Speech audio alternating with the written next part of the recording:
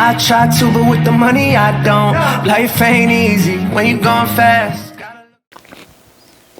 Welcome to the Right Now podcast. I'm your host, Zach Day. We got K-Money, aka Drew Kluska.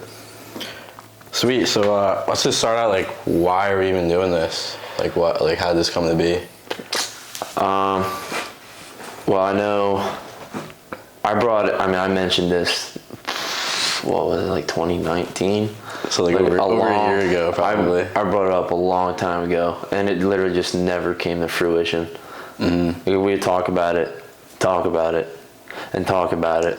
Yeah, and we're like, but we don't have the equipment. Yeah, we don't have this. Always this, an and excuse. That. Yeah. And then you were like, yo, I got the equipment, and here we are, like 2 years later. And what'd you text me? It was like 2 weeks, probably like a month ago. I'm like, yo, you still want to start that podcast? And like, yes, sir, absolutely. And then it was probably like another month until like, we're here. We actually made it happen. Yeah, things happen. We're on our own separate things. But like, why do we even want to start a podcast in the first place? Honestly, for me, I didn't have a specific reason at first. It just kind of was like my intuition was just like, just kind of just like, you should do this. Yeah. And I don't know why, but now that we're actually doing it, and we had time to like think about it, I just feel like me and you, especially our age, we're so young at 22. I feel like there's just certain things, certain like messages and stuff that we can get out to kids our age. Yeah. So I feel like we've gone through experiences that could really help other people. Yeah, we have like a whole different perspective than like the average person, I would say. Oh yeah, for sure. And I mean, like, we listen to a lot of podcasts too, so like, definitely. I feel like that's a big inspiration. Like, what are some of the podcasts you listen to? Well, I started out with just the standard like Joe Rogan podcast, and then I would just kind of pick and choose which ones I listened to. Like, it had like Cam Hanes or like David Goggins on it, and like that one. The Y&K podcast with Mike, obviously that one's been huge. What's it called? Jocko. Yeah. Some of his, and some of Nick Bear's too. As of late, he's had some good ones. Really? Yeah. Yeah, I watch him on YouTube, but I haven't seen his podcast or heard his podcast yet. Yeah, it's called the Go One More Pod. It's pretty fire. I like it. It's a good one. So like, why right now? I just like threw like a couple names out there. I think like 5 names. I just sent them to Drew. Like, which one do you want? And you selected Right Now. Yeah, I think it was because as of late, like especially I'd say probably over the last year, we've always been talking about just like being in the now. Yeah. Just focusing on right now, because like the past is in the past, it's gone. Can't get it back. Future, you can't go there. Yep. So like, I was just like, that's the one. Like, all we have is like right now in this moment. Literally. And it's so hard to explain and to like even grasp it at first. But like once you understand it, it makes sense. I would say like I'm still not an expert in it. Yeah. Like, I'm still like picking up shit as I go on. Definitely. It definitely resonates with me, and I definitely like recognize the present moment a lot better. I feel like there really is no like end game. It's kind of just like a lifelong. Like, you're never gonna just like reach it, you know what I mean? I mean, because we're humans. Well, that's with everything, right? Once you like achieve a goal, like, you just stop, because like after that, like, you're gonna feel like shit. So like, you have to go on to the next thing and just keep going. Right. So one thing I wanted to do, and also by the way, this episode is sponsored by Bud Light. Just want to throw that. Not just Bud Light, just like the seasonal version, the fall version. Never heard of it before. Pumpkin spice. Yeah, crack this open, try it. Toasted marshmallow. Yeah. I guess I'll go with pumpkin spice. We're gonna have to get Bud Light to watch this somehow. This is how we're gonna pop off Bud Light. Doing seltzer reviews. All right, that actually smells really good. Like, the smell is like a 10 out of 10. But like, dude, you know what? That's actually not that bad. That's what I thought at first. And once I get to like here, dude, yeah, it's just too much. It gets to be way too much. How do they even too much marshmallow?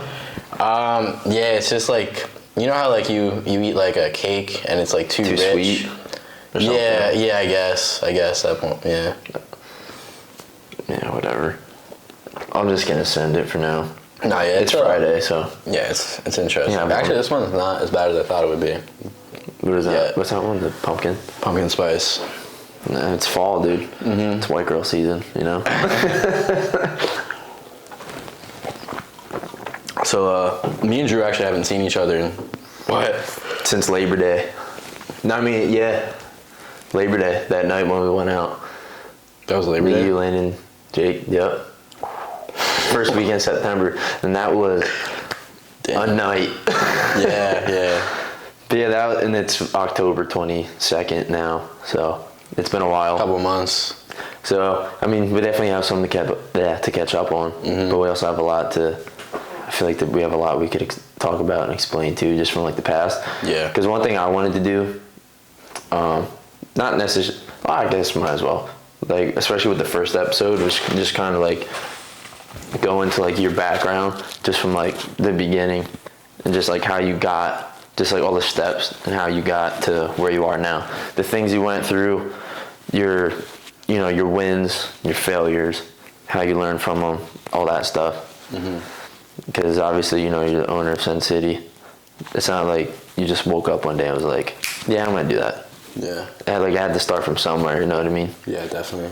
But I'll start off with, me and Zach have known each other since I think we were 7 on our first baseball team. It was probably like a travel league, I think, like an all-star. Something like that. Or it was... We were super young. Oh, I think it was like when we were 9. It was when we were 9, and because I remember we used to do like Little League. Didn't we play kid pitch together though? We might have. 48 hours. Yeah, maybe.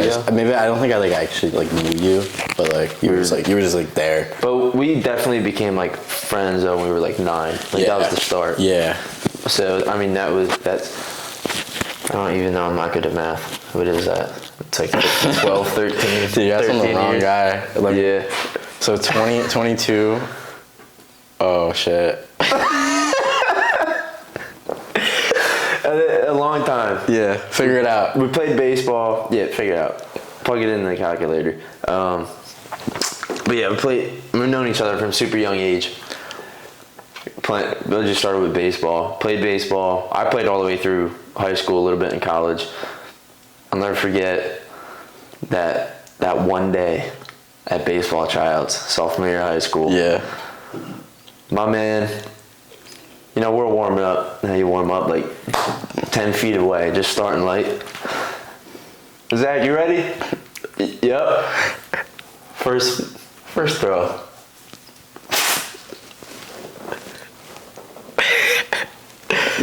You all right? Yeah, man, I'm good. All right, get the ball back. Throw it to him. All right, I got you this time. What the hell are you doing? Huh? Bro, it was like that for like 3 days straight, like the whole tryout. Like I literally just couldn't throw. Yeah. You were sailing me so bad. It was so funny. Like basically, I was addicted to baseball like my whole life, basically up till I was in high school. But I went into I played high school baseball before I got into high school. I played Connie Mack, you know what that is, right? Yep. And like I was like young at that time, and like I was like really small. Like I didn't really hit puberty yet. No, so, yeah, like, you were a small kid. I was pretty good. I was like starting sometimes, but like things like got so like escalated so much, right, that like it wasn't like the same for me. Like I didn't like have fun like I used to in Little League, because I was literally like one of the best players on the team. I was pitching, I was catching, I was doing everything. Yeah, you were doing everything. Yeah, and then like I get put in this league that like they're like literally double my size. Right. And like I think that's kind of what made me like not like baseball anymore. Well, not like it, just like lost my passion for it. And people don't think about that. Like, I mean, I get it. There's some freaks in like Major League Baseball and stuff that are small and they're really good at what they do. But like when you're that young, you were what, like 13, 14? Yeah. Like when you're that young and you're just developing as even like a person, like that puts such a damper just on you and like your spirit or like whatever. Yeah. Seeing all these dudes, even though they're like 3-4 years older than you, that just doesn't resonate at that age. You're just like, well, shit. Yeah, like I just wasn't like, even like on like a personal level, I don't think I was like mature enough yet. Right. Maybe I was, but like it wasn't the same because I just jumped like a couple steps. Literally. I just like wasn't ready for it. Dude, it went from Little League and then just threw you onto the big field. Yeah. With all these dudes have been playing for a couple years already. Yeah. Well, you live and you learn. But yeah, anyway, like tryouts that year. That's a tough one. Like I think I went and like I told my parents I'm like I don't want to play, but they made me go try out anyway to see how it would go. And like, because maybe you would do it. I think I actually did a couple. I think I did the first day. I couldn't fucking throw. That's probably like what like staggered it. And then I went and told my parents, didn't want to play, and then I just quit that year. And then like I felt like pretty lost after that, honestly, because like that was like how I identified myself. Right. And then like I just like didn't know who the fuck I was after that. You know what I mean? Yeah, I mean, especially that young, because when you're young, everything is like stronger. Your emotions, your feelings, and you just get so attached. Like, I did the same thing. Shit, literally up until like my last year of college ball. Like that was just like me. I was like I'm Drew Kluska. That's like when people think of Drew Kluska, they think of the baseball player. And things are different now because I ended up joining the military, but that's for another conversation. But do you feel like, I always thought about this and I never really said it, but I just found it really funny how like I'm just gonna be blunt here, like that tryout sucked, and then like you were like, nope, like this isn't for me anymore, and then it was almost like immediately you found Ninja, and then dude, a couple years later you're on the show doing your thing. Like, do you think that tryout right there was kind of like the universe's way of telling you like, hey, I want you to take this other path over here? You know what I mean? I definitely think so. I mean, it wasn't just a tryout. It was like everything leading up to it, because I kind of was thinking about it before that. But the tryout was like something that like made me like take action on it, I guess you could say. But yeah, I definitely think like everything like happens for a reason, I feel like. Right. And that's essentially what I was getting at. Exactly. Because I always like the analogy, like you're going up, there's like this really tall mountain, right? And you're going up it, and you're going up, you think you're at the top, slip, fall, boom. Yeah. Baseball, slip, fall, shit. Right. Like the mountain's all the way up there, but hey buddy, if you take this path over here, you're gonna be right back there. Yeah. You just have to take, all it just took was a little perspective change. Yeah. You know, you thought you were at the top, you fell down, you thought you were back at the bottom, but you weren't. It was just kind of like a reset. Yeah, I mean, I think life would have been totally different if that didn't happen. Like totally different. Like, I mean, imagine you played baseball like all through high school and stuff. Yeah. Like, we probably wouldn't be sitting right here right now doing this. I probably wouldn't have like started my business. I probably wouldn't have done any of that. Like that's all came from Ninja, I guess you could say. And then Ninja all came from that. It's crazy how that works. Yeah, I mean, I always guess thought about that. I guess like sometimes like your lowest points are like what motivate you to get like high again. Bro. That was it right there. what you just said was something I was going to get at later on, but essentially it was just like having like serious and like hard conversations sometimes. And like something I said, well, I didn't say it because I was saying it to myself, but I said it like in my head. Yeah. But like the hardest conversation I've ever had was with myself.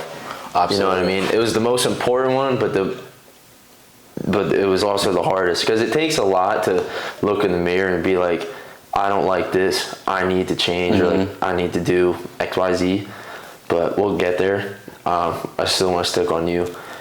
So that happens, baseball, down the shitter, and out of left field comes Ninja. We all heard of American Ninja Warrior, you used to watch the freaks do it on TV. You were what, 15 getting into it? Yeah, so basically I quit baseball. Kind of didn't really know what I wanted to do after that, but like that summer, like I just like started training like out of nowhere. Like I would run, swim, I would like do some MMA, I would do pull-ups, push-ups, like all that shit. Didn't really know what I was like going after, but I always like watched the show American Ninja Warrior. I loved it, but like there was no way of doing it because there was no obstacles. It wasn't that big then, right? It wasn't that big. It was super small. There was like maybe like 5 ninja gyms throughout the whole country. That's crazy. So there was no way you could just like regularly train it unless you like built obstacles at your house. So like somehow, eventually like that summer, like somehow I convinced my dad, my grandfather, to build me a salmon ladder, which is like when you hop a bar, like a pull-up bar that's like free, and you hop it up rungs. Yeah. And they built it. I like was super excited to try it. I get on it like first try, like it was like pretty easy, and I like really surprised myself because like I thought I had to like do so much work in order to get to that point, as like what the guys on TV were doing. But yeah, I mean, it just kind of just happened like that. Started training more, and then I went to this like event in Connecticut. One of the main guys on the show, he had like an Instagram post. Mm-hmm. I saw it, and there was like an event, like he advertised an event. I convinced my dad to go. We went, and like there was like a bunch of guys on TV there, and they had like all the obstacles, and I could literally do like every single one of them. Right. And like, and you're what, 15? I was 15. That's sick. Like I would like do the salmon ladder, like people would like stop what they were doing and watch me. To watch you? Yeah, and like. And that's a sick feeling. Yeah. Especially at like 15. Absolutely. So like after that, I kind of knew I had something special. Like I wouldn't say like organically, but like I worked hard to get to that point, but for sure, I was definitely gifted in it. So like after that, I trained super hard. Started going to more competitions, like as many as I could, and then I was winning like probably like half the competitions I went to. Like I didn't give a shit who was there. Like I was trying to beat them. Like, I remember that. Yeah. I remember. So you were 15, so we're like sophomores or whatever in high school. Mm-hmm. I remember hearing like when you got into it, and I like knew of the TV show, and but I thought like that was it. Yeah. And then I remember because like you were always small as a kid, and I just remember like over time you just progressively like just got so huge. I was like, dude, is that the same? Is that the same dude? Your forearms were like we always made the joke, your forearms had biceps. Yeah. I'm like, dude, what the fuck? Like, who is this guy? And then I remember you would be like posting on Instagram. It felt like every week, like took first in this comp, took first at that. I'm just like, well, shit. I'm like, well, I guess that's ninja then. Like, right. But so yeah, so you were 15, got into it, you start slaying the fucking game. Pretty much all through high school, really. Yeah, pretty much. Yeah, they're like before there wasn't any like leagues, but then like they formed this league, and the first season I got number 1 in the regular season. Right. So like I ranked over like any of the guys that was like the guys on TV included, and then I think the championship I did like okay at. But like the years prior, pretty much the same thing. And then I hit 19. I was coaching at like 2 Ninja Warrior gyms, doing really well. And then I turned 19, and at that time, the age limit was 21, but then they lowered it to 19. So I was like, damn. You're like, gotta send it in. Obviously, yeah. And then like, I was like pretty sure like I was gonna get my shot. Like, out of like anyone, like I was up there, like probably top 5. Definitely. That was underage, so it was like pretty much guaranteed.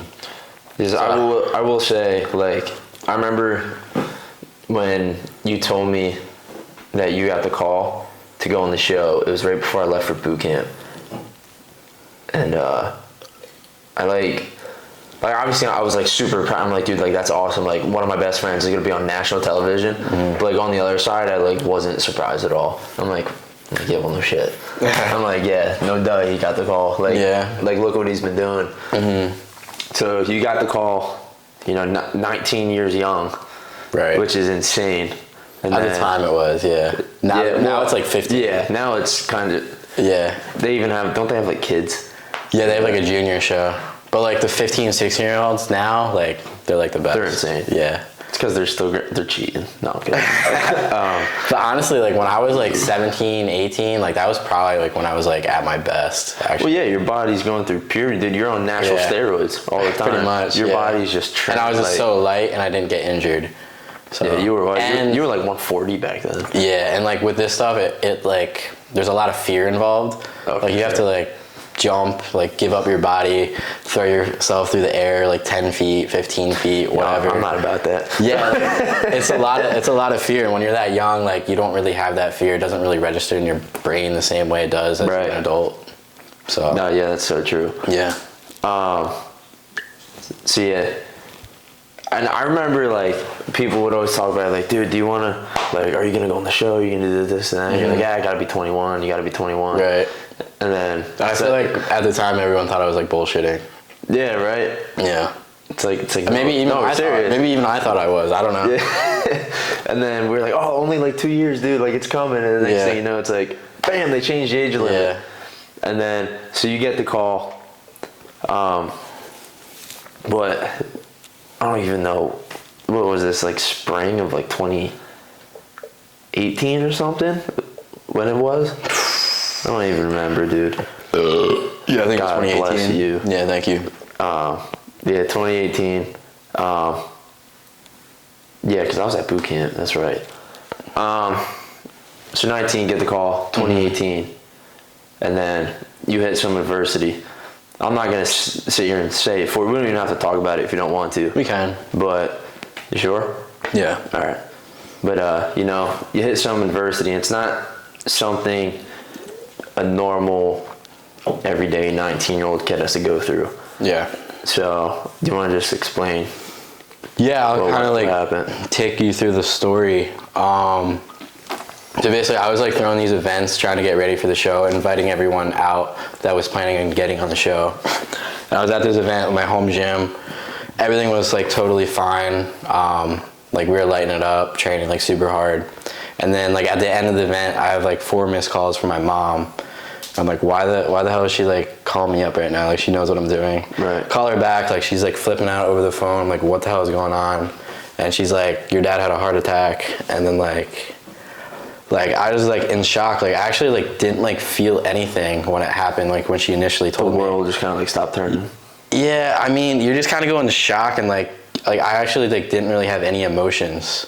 Right. But like I just kind of left, like told a couple people that like what happened. I remember I was on my way home, like it was like really, really hard drive because like my head was just like going in so many different ways. I actually like made a wrong turn.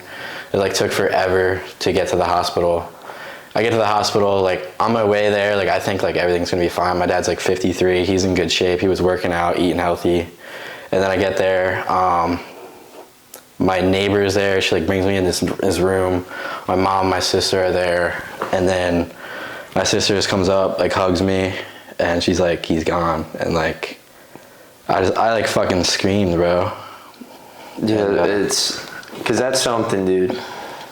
Especially when you're young, and cause I know you and your dad were like this, cause like, I mean, we grew up together. Yeah. I mean, shit, I used to talk about your dad like he was my dad too, cause like we did so much together. I remember your dad, dude, he threw the best BP. Like if I ever made it to the big leagues, like dude, he like fucking threw his arm out. He used to chuck, dude. He'd be like, all right, Joe, I'm gonna turn it up, bro. I'd blink and he threw a 2 ball. I'm like, dude, I'm 9. Yeah. But made so much better because of it. Mm-hmm. But that's something like, not even just when you're young, but like just as a kid, like your dad, or not even just your dad, but like your parents, like they're like superheroes. It's like you don't think it could ever happen to them. Yeah. Because like you don't look at them as just like another human. You're like, that's your parents. You know what I mean? But yeah, it's something you can't prepare for. So like I never lost my parents, but I know I've lost plenty of relatives. I've lost friends. Like they're just, you can't prepare for something like that. So like I know what you mean when it was like you just didn't like have any emotion, because like there's no way to like prepare for that. Yeah. You know what I mean? It literally just happens. Definitely. And there's not a right or wrong way to cope with emotions. But see, that happened. That wasn't even that long before you had to go on the show, right? Yeah, it was like 3 weeks before. So yeah, I was like in like super good shape, and then like that happened, and then like I cut weight and everything for the show. Right. Probably I probably went from like 155 to like 140, and like I think I was like pretty much there at that time, and then I like went back up because like at that time like you're just like trying to like exist. You know what I mean? Yeah. What are you gonna do? Like nothing's really going through your mind like but that, and like you're just trying to get through it. Yeah. So your focus isn't on. Yeah, definitely. Nor should it be. Yeah, for sure. But yeah, anyway, like I remember like I screamed, like I think like the whole hospital heard it, and like it was like super hard time. I remember like my grandmother like showed up. I was like outside in the parking lot. She had no idea yet, and like I had to like break the news to her. Right. And, like that was like super hard. Like I just like gave her a hug and like whispered like he's gone, you know. And then And then I remember like one thing that like was like really struck me is like my dad had like a necklace on, like the one I'm wearing like right now. Right. And like whoever took it off, I gave it to my mom, and my mom's like, "Do you want it?" And like I just like, yeah, like she wraps it around my neck, and like tears are just like pouring down my face. Yeah. It's just crazy. And you probably haven't taken that off since. Just like when I like actually When you need to. Yeah, like if I'm like, I don't know, doing MMA or some shit, then obviously. Yeah, man, it's like he's always with you, you know? Exactly. So, you know, you have that's like not even a road bump, dude. That's just like a complete fork in the road with all your plans, right? Yeah.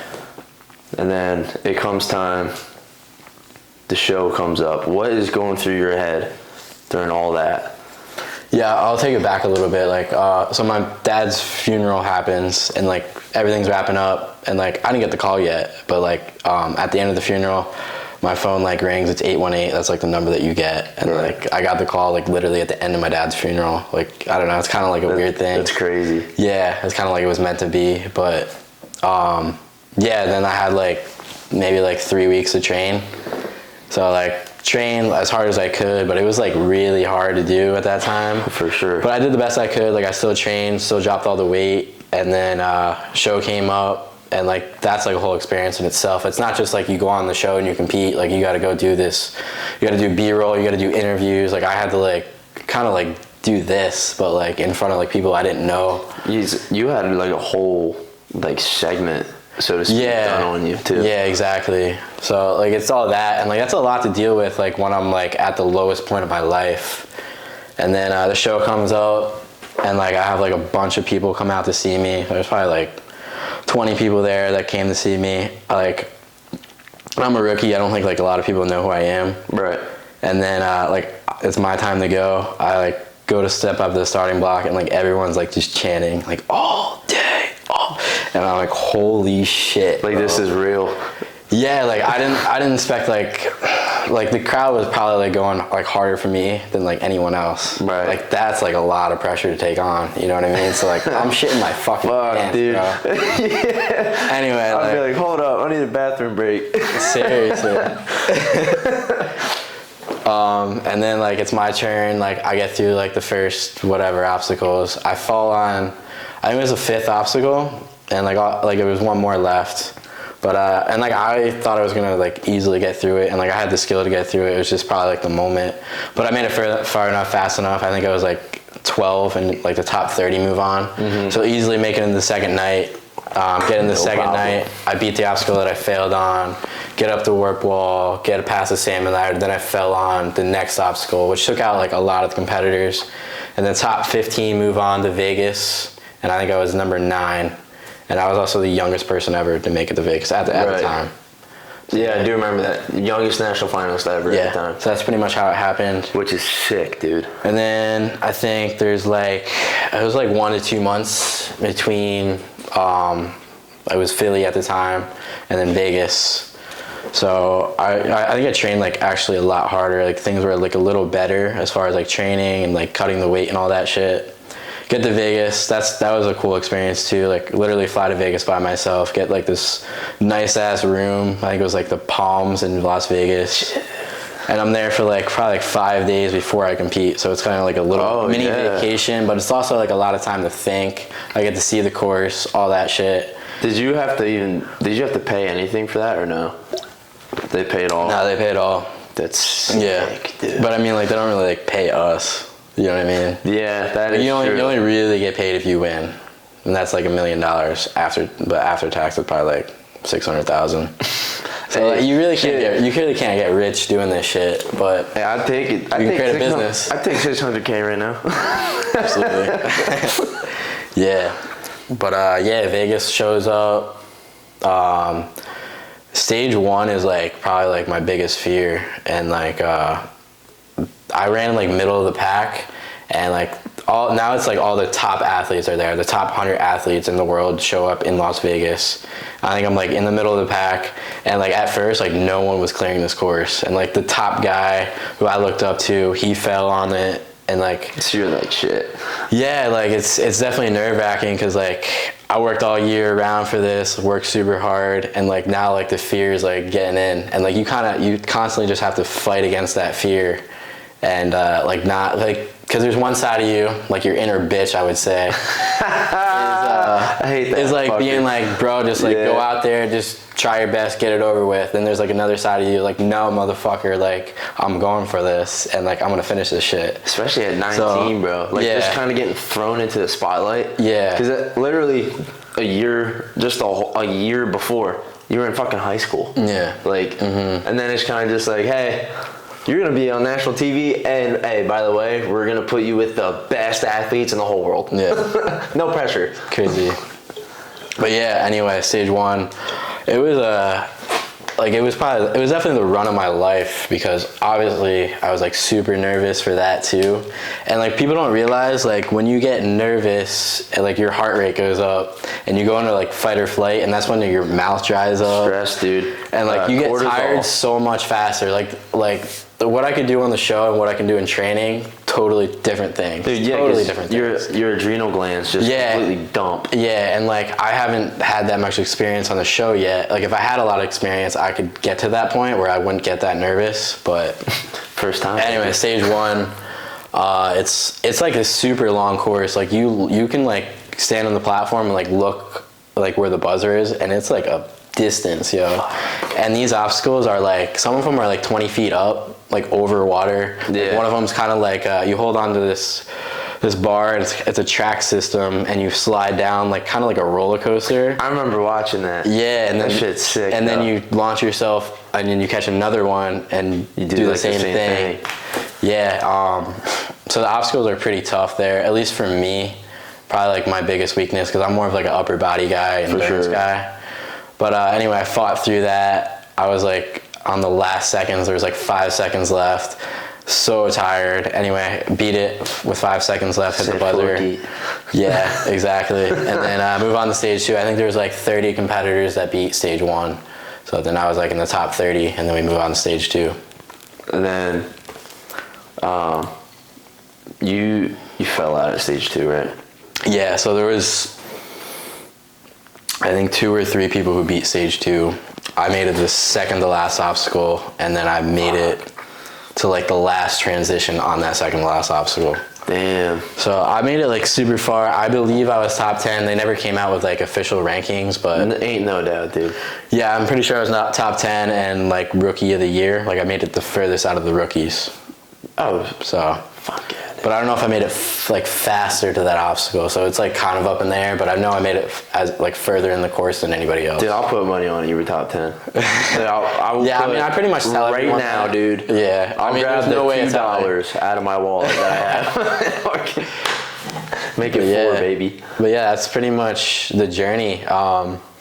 After that, like I went on another season, but to be honest, like my head was not really in it after that. Dude, and like I could kind of tell. Yeah. I'm not gonna, because I remember, because I remember I came with you. It was in Baltimore. Mm-hmm. And first off, if any of you bastards who were there watch this, I remember that night when you all left me there, and I fell asleep. I woke up at 11 p.m. and had to walk through downtown Baltimore by myself. Is it good? Yeah, I was like checking to see if it was on, to be honest, because I kind of forgot. But yeah, that was funny. Dude, it was not funny. I said, hey, I'm gonna take a nap. If I fall asleep, wake up before you wake me up before you guys leave. Yeah. All right, we got you. What the fuck? Hey! No one answers. Go downstairs, text Adam. Where you at? Yeah. Hey man, we're at the course. Where you at? I'm like, bitch, what the fuck you mean I'm at? I told you to wake me up. Dude, I'll never forget it. Walking through downtown Baltimore, 11 o'clock at night. You didn't take a scooter? No, I didn't. No, I literally took a scooter. Like I'm like a competitor. I'm there fucking scooting. Yeah. Nah, I mean, it wasn't that far. Yeah. But it was more so just, I mean, if anyone knows Baltimore, dude, it's sketchy. And 20. It's actually a really sketchy city, bro. Very sketchy. Crime rate is high in Baltimore. It's disgusting. I'll never forget it, man. I'm walking through by myself, 20 years old. And I'm like on edge the whole time because you never know. I'm like, I'm fucking ready, dude. Right? Yeah. And I'm walking down these little stores, and there's alleyways that are like just big enough to fit maybe like 2 people in them, like wide.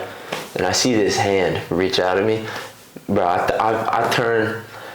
I swear to God, I thought I was Conor McGregor, bro. I turned with this left hand, and I was ready to smack this dude. Yeah. Fucking homeless guy. Reaching out, hey man. Damn. I was like, shit. I'm like, what's up, bro? Can you walk in that 7-Eleven, get me some chocolate milk? I was like, bitch, I gave him like $3. I was like, you go do it. I'm like, I'm not getting you no chocolate milk.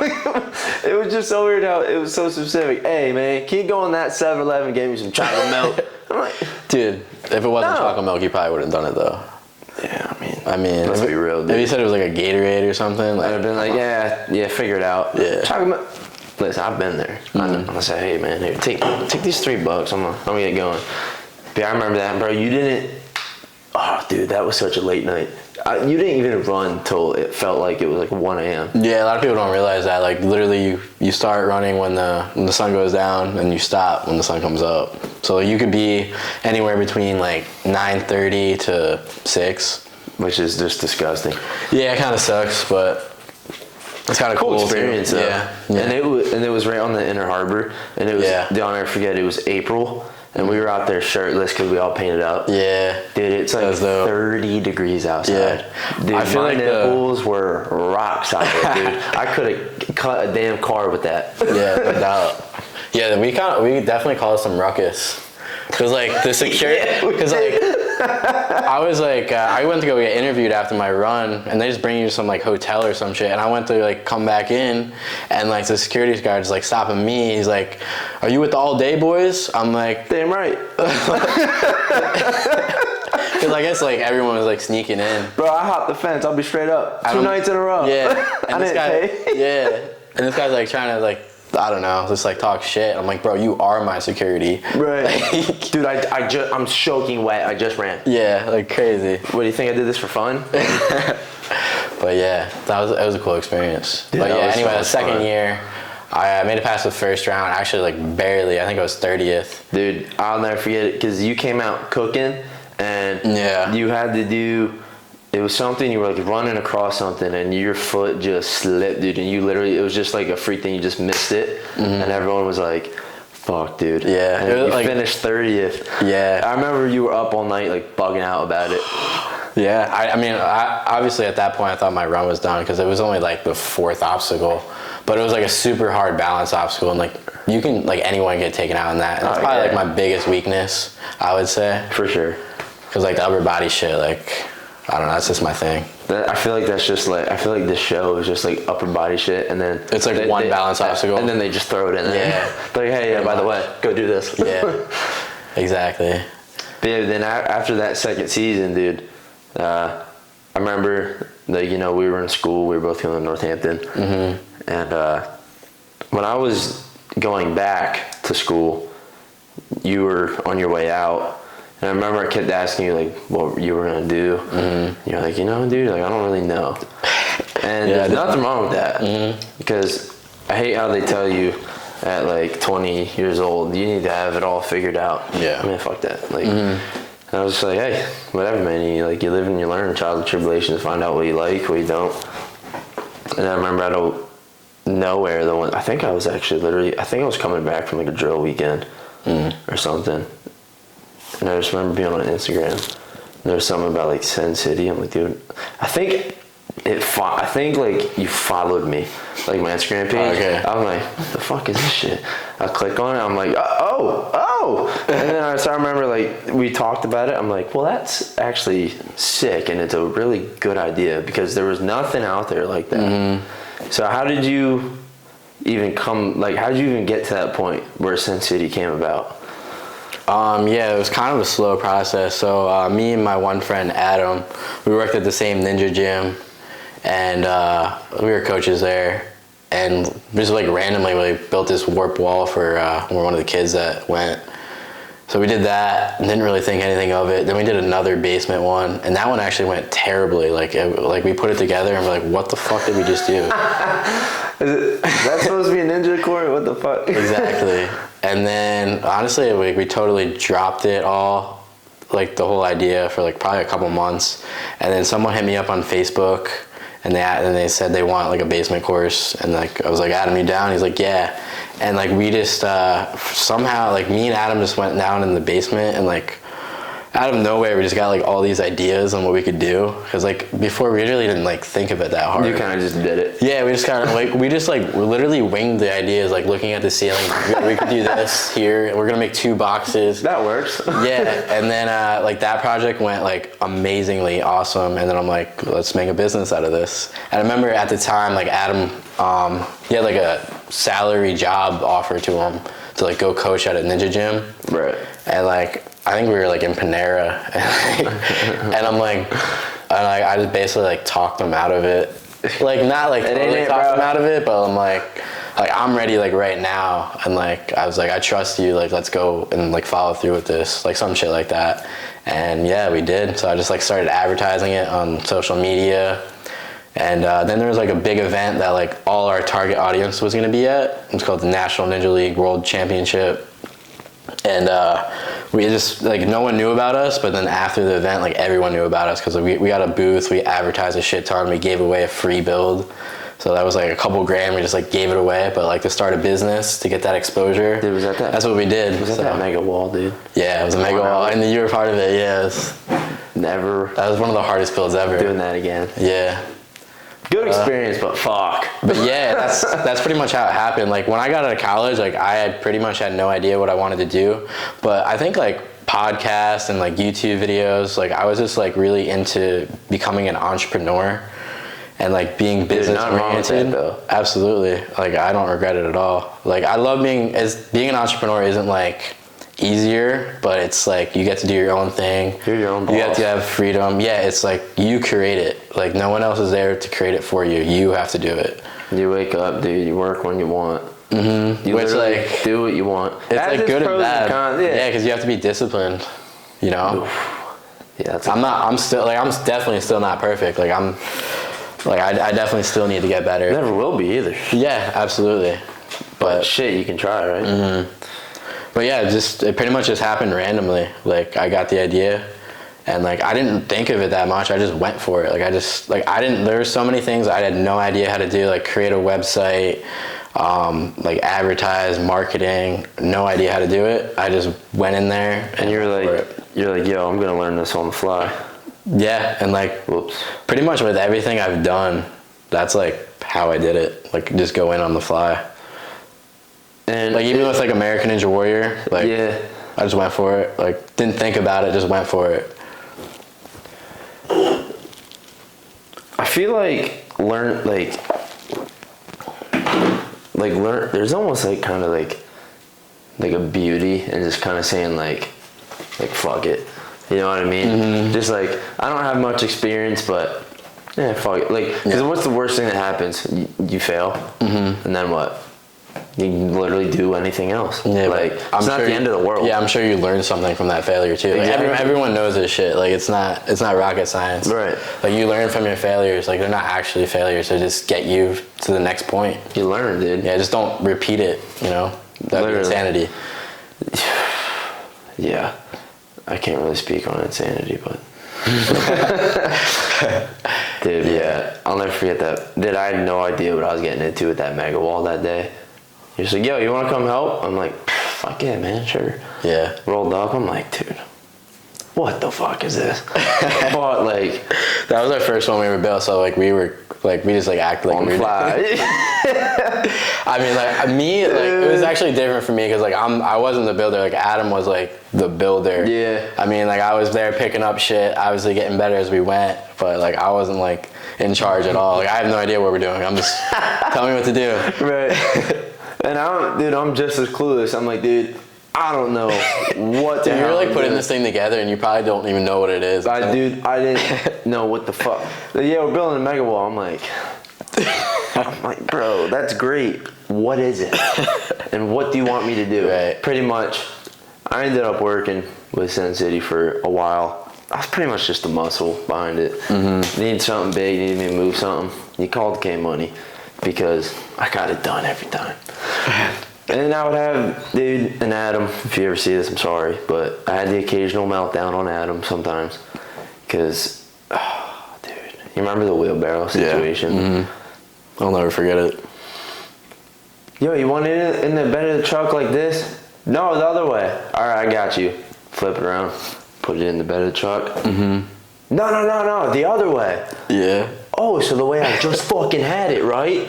Dude, lost my shit that day. But, dude, I'm good now. Mm-hmm. I'm good. I got that shit on video, too. I know you did. I'm like, who says that? Dude, I just lost it on him. Yeah, question for you. What was it like working for Sin City? Just like what do you do on a day-to-day basis? Dude. And like, what would you say is an easy job, hard job? Like, I mean, for me, it was a fucking blast. Dude, I had so much fun because you're like literally one of my best friends. Mm-hmm. And like honestly, it didn't take a lot of like thinking for me. Yeah. If like Adam had to like teach me something about like building, like it was super simple and I learned like that.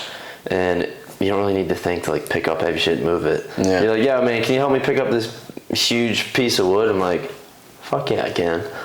And dude, no, I had a blast though, because it's different. Like I didn't wake up. It wasn't like a job where like I woke up and I was like, fuck, I gotta go to work today. I was like, dude, I get to hang with the boys. Yeah. Like, when we always had bowls with the boys. Right, and we always had like such a good time. Mm-hmm. Like, even when, dude, we could have the worst luck in the world. Like, you name it, it probably happened, and we'd just be like, I guess we'll just get some food. Dude, we've spent so much money on food. On Uber Eats. Oh my gosh. Bro, I remember that one job up in New York. We bought it like 4 times that day. Yeah, bro. Me and Adam were putting like the taxes together and we were taking like account of all the expenses. And Uber bro, Eats. The food was probably the most expensive thing. Dude, we ate so much, bro. Yeah. Dude, you remember one of the last times I worked with you? We were on the turnpike, we were like going down towards Philly, and we got caught in that traffic, and I had to pee so bad.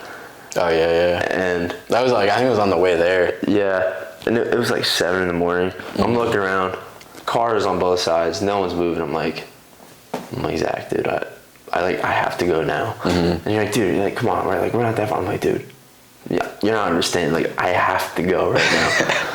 I started looking around the car because when in doubt, peeing like a bottle or something. Mm-hmm. Dude, my man had like 6 empty water bottles in the back seat. Hey, Zach, I'll be right back. In the back seat, covered myself up. I think I was handing you the water bottles too. Yeah, you were. Like, bro, is that good? Nah, dude, one more. Yeah. I'll just pinch it off, go back in. Dude, that one time I filled up like 2 liters worth of pee. Crazy.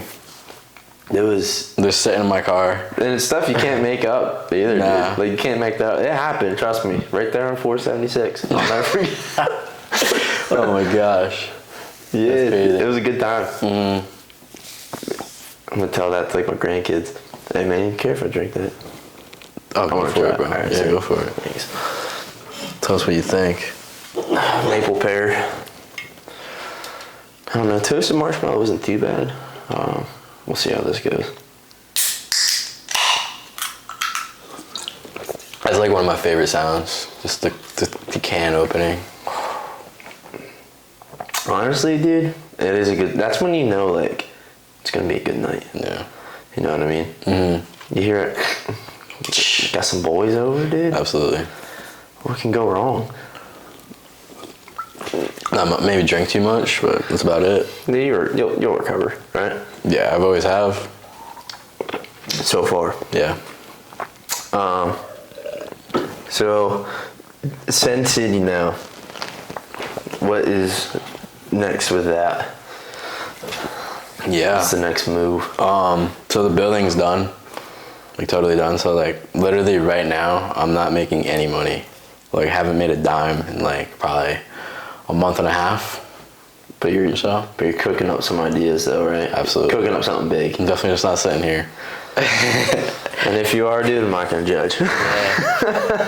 Yeah, so basically, my partner and I like decided to part ways, and like I had like, a couple options. Like I could either find someone else to do the builds, because I definitely can't do them by myself. I mean, I could probably do like the outside builds by myself, but that would take a minute. It would just take a lot of work, a lot of thinking, and like I just know like I'm not meant to do that. I can make a bigger impact doing other things. Yeah, right. For sure.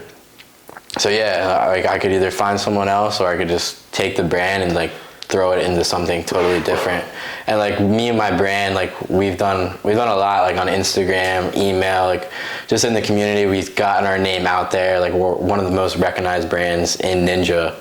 So there's a lot of different things we could do. So right now what I'm doing is I started something called Sensity Academy, which is basically an online platform where anyone can go and learn the skills of Ninja, from like tutorials, how to do laches, how to do balance, how to work out, the mindset, the recovery, all that shit.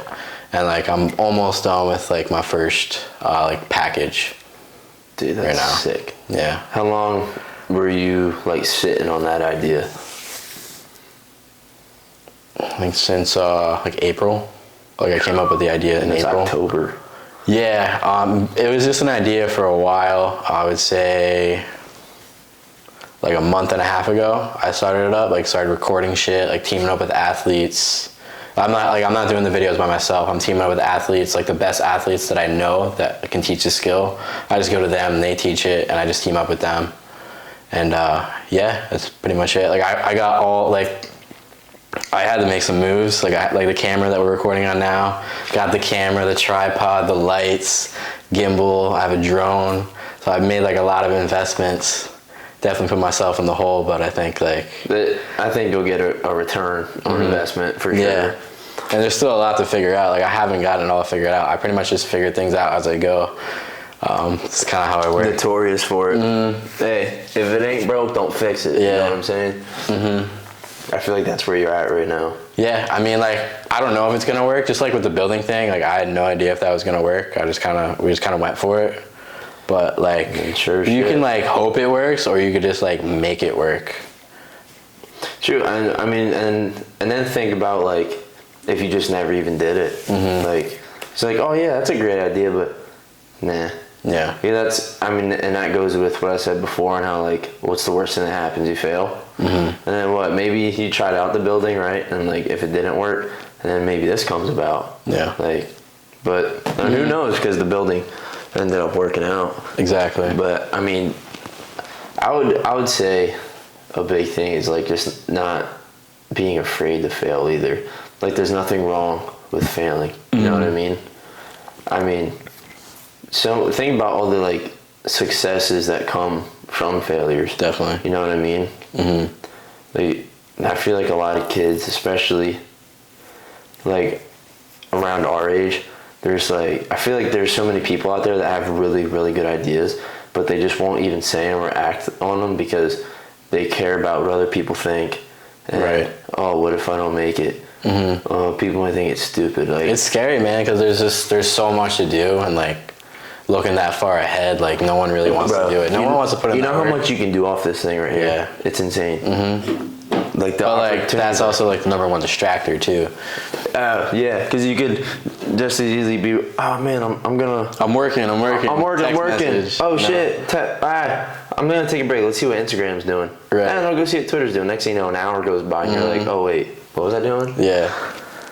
It's not working, that's for sure. And dude, I'm guilty of it too. Oh man, I do. I still find myself to this day, and you know how I am with my workouts and shit. It's way less than it used to be, but every blue moon, dude, and it still irks me off because I catch myself when I do it. And even if I do it for a second, I'm like, dude, stop, you fucking weirdo. Like, I'll just do something as simple as go to like change a song in the gym. Like, I'll pick it. And just like, I don't even realize that I do it. I just like close out and I'll like click on Instagram. I'm like, I'm like, dude, what are you doing? I'm like, you're on your like you're about to go hit another set. I'm like, get off your phone, you freak. It's insane, bro. Like, I think pretty much everyone's addicted. Like, there's. Oh my god, dude, the world is just technology anymore. Like, I mean, at least we recognize it, because I feel like there's so many people that just don't. They just don't give a shit. They don't realize it either. Yeah. They think it's so normal because society has normalized like the cell phone, like all that shit so much. Yeah. Like, I want people to like look at like your screen time. Yeah. Like, look at your screen time, and if you ever want to feel bad of yourself, sometimes, like when we went through quarantine that first time, dude. I'm not even gonna talk about it, but like, I felt like a POS, buddy. I was like, oh, that's nasty. But I mean, your screen doesn't really last that long, though. That's an old ass phone. It's over 4 years old. Dude, that's insane. Like, what iPhone is that? 7. I 7. got it exactly 2 weeks after We're at number 12 right now. High school, yeah. I got that 2 weeks after we graduated high school, June 2017. When you plan to get another one? When that one stops working. Okay. And it's probably going to be very soon, because it's been acting. Like, how long does that battery last? Before I have to plug it in, like to charge it again, it depends on what I'm doing. Because some things... GPS. Oh, dude, GPS, half hour, bro. Drains my battery like no other. Damn, bro. I cannot deal with that. Not at all. Well, luckily, I don't really have to use my GPS much. But when I do, bro, I don't even play around. I just unplug the music. I use it like every plug day. it into a charger. Well, I know, dude, but you're just like really That's bad fucking with insane. directions, but it's whatever. My man been living in the slate boat his whole life. Still don't know how to get around town. Dude, I can't even get to the nearest bar. Like, I don't know how to do it. I'll never forget that time we were at my house. We were going to Weiss to get like beer. You're like, yo, how we get back to your house? I'm like, But that's a little different, though, because it's like, it's bro, nifty. it's a 3-minute drive. Yeah. I'm like, bro, It's bad, dude. Like, I think, like, I might be autistic. So, like, in certain ways, man, like, I just, like, that, and, like, I can't follow along the song lyrics really well. Like, it's another thing. I did also notice that. Yeah, I'm pretty bad at that. At least if I get it, like, country, I can actually get. Yes. Country, I can get. Mike, I can get. And then, like, after that, everyone can get some mic, dude. And after that, like, I pretty much just, like, pick up, like 1 or 2 lyrics throughout the whole song, and then you'll say it. Yeah, like, I want to sing along, just, like, my brain don't work. You're just like, where I can. Yeah. I know I've heard the song 100 times. What's the word again? Yeah, I wonder what it is. Like, I don't know. I feel like you might just be, like, selective. Yeah. Like, you only really hear what you want to hear. I don't think it's that, though. Yeah, I don't fucking know. I was just throwing it out there. No, yeah, you might be right. Dude, I don't know. I'll put money on it. I have over 100 songs easily memorized. Word Yeah, for like word. Eminem, like, how? Dude, like, what? Don't ask. Dude, no, I've been listening to him since I was 7. Dude, that's how we should end it today. Out the womb. Rap God. I only need 6 minutes. But yeah, that's pretty much where I'm at. I'm not making any money, but I'm living in a pretty nice apartment. It is a very nice place. It's a nice place, but we'll see if I can keep it, you know? I'm sure you'll be fine. When is the When's the launch? shit? Yeah. I want to say it's probably going to be November 14th. How convenient. Yeah. Right? Big old birthday. Good old birthday. Yeah, we'll see if it works. Like, I'm confident in it. I'm gonna make it work. Like, it's gonna be it's gonna be like worth the value, like, easily. And like, I already have like so many customers like at my fingertips. Just waiting. Yeah, and like, I don't want them to spend money on something that's like not going to like impact them. Like, that's not what I want at all. And like, I think a lot of people, they don't think of that way at all. They're just like, what's in it for me? And like, I don't really think like that. I want to make the biggest impact that I can possibly make. Yeah, I was gonna say that's a really good feeling, like watching your work positively impact like someone else. Right. Because you can look back and like you can kind of just look at it and be like, you know what, like I did that, and like that's a really good feeling. And there's nothing, and it's not selfish at all. Like that's just like a really good feel-good moment. Yeah, definitely. And to just like to do it like continuously, that's an awesome thing. Yeah. And then you just so happen to make money with it too. Like that's just a bonus. Like because people, they're not gonna remember how much they paid for like the fucking whatever, like one of your packages. They're gonna remember the experience and what they got out of it. Exactly. And that's what really matters. That's like the true impact. You know what I mean? Definitely. Because that's the stuff that's priceless. Like you can't put a price tag on that. Exactly. But yeah, that's pretty much where we're at right now. Not bad for just some 22-year-old kid from Bangor. Yeah. Right? Yeah. So I mean, like, worst comes worst, like, I run out of money, I have to move back home, and then like just start from square one. Oh no! And then you have It's like a stable home, and fuck. Yeah, I mean, obviously, I don't want that. Like, I don't want to lose what I have, but For sure. like, I mean, it's motivation. It's Right. It's a lot more motivation. And but like think about it. Like that's the worst thing that happens. Yeah. And I know like you're always thinking like full of ideas. Like, dude, if you ever fell flat in your face, oh, excuse me, I know you get right back up. Like it's just another day. Yeah, I mean, like, yeah, exactly. Worst comes worst, I'm right back where I started. But like, am I really back where I started? Like, I have like 2 years. You're way ahead of the game. 2 years like business experience, successful business. I have a brand. Like, It's I'm not definitely- back where I started. Like, Right. there's no going back to where I started because like I have all this experience and this knowledge. You're not just fresh out of college. And all the connections that I've made. So True. Yeah. That's actually huge too. connections are everything in business. Definitely. But that's how I'm doing this right now. Like, I'm teaming up with athletes. Yeah. I couldn't do it all on my own. Shit. So Did you imagine making all tutorials by yourself? no, I wouldn't do it. I haven't made one. I wouldn't do it. Man, I'm fucking tired. Need a break. Yeah. I mean, like, I consider myself like more of like a quiet kid. Like, I'm pretty introverted. Like, even though like we're doing like a podcast right now, but No, for sure. yeah. So We have our moments. I'm the same way, dude. yeah. Me and you, we're a lot of the same. I mean, we both live by ourselves, and we fucking love it. Yeah. Like, isn't that so funny? Yeah. I mean, like, I don't want to live by myself forever, obviously. Same. But, like when you live by yourself, like there's no outside influence. Like, it's just you. It's literally just you. And like, yeah, like you kind of just to get to decide everything, and everything's so organized when you live by yourself. So it's definitely a plus. Like, you definitely can figure yourself out a lot better. You get to learn yourself a lot better. Yeah, 100%. I've learned a lot about myself in just these last 4 months. I bet. And a lot of things that like I thought I wouldn't like, I found out like I love. Like I was so skeptical at first, like being by myself, because I've always been with like at the minimum I've always been with at least like my dad, and he's always been like my rock. Like he's my main man, and it's just so weird. Like just like not having like someone or something there. Right. But dude, I'm gonna be real. Like a fucking week went by, I was like, dude, this is sick. Yeah. Like I was having such a good time, and I still am. Yeah. I really love the quiet. There's just something about it, because I have like I feel like not a lot of people can relate to this either. not at all. Like a lot of people need a distraction.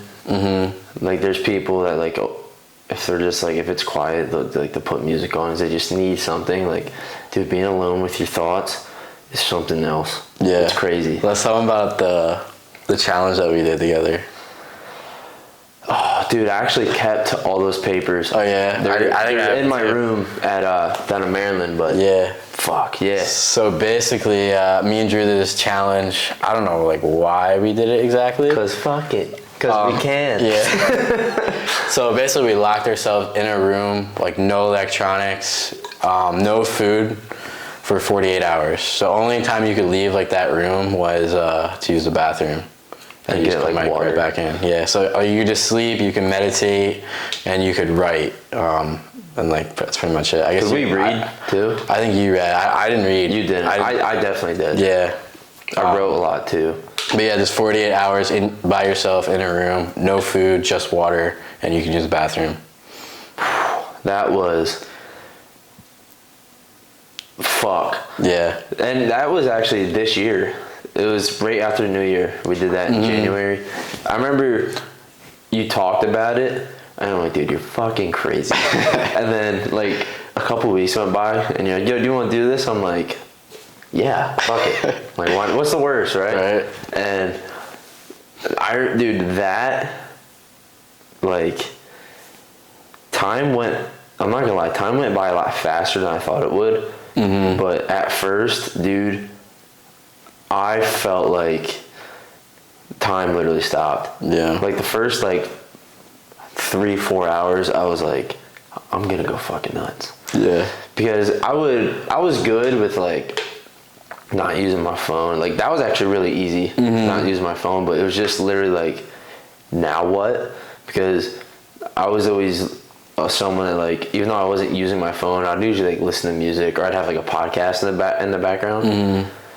And then I was just kind of sitting there. Dude, I remember I was sitting on the edge of my bed. I was like, fuck. I'm like, dude, I'm like, what? Like, what do I do? Yeah, and I'm reading like because like Zach made like a printout of like all the things we could and couldn't do. And I'm reading them. I'm like, I guess I'll just write.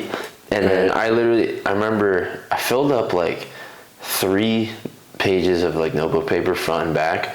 I was just writing down literally whatever popped in my head, and it just started off random.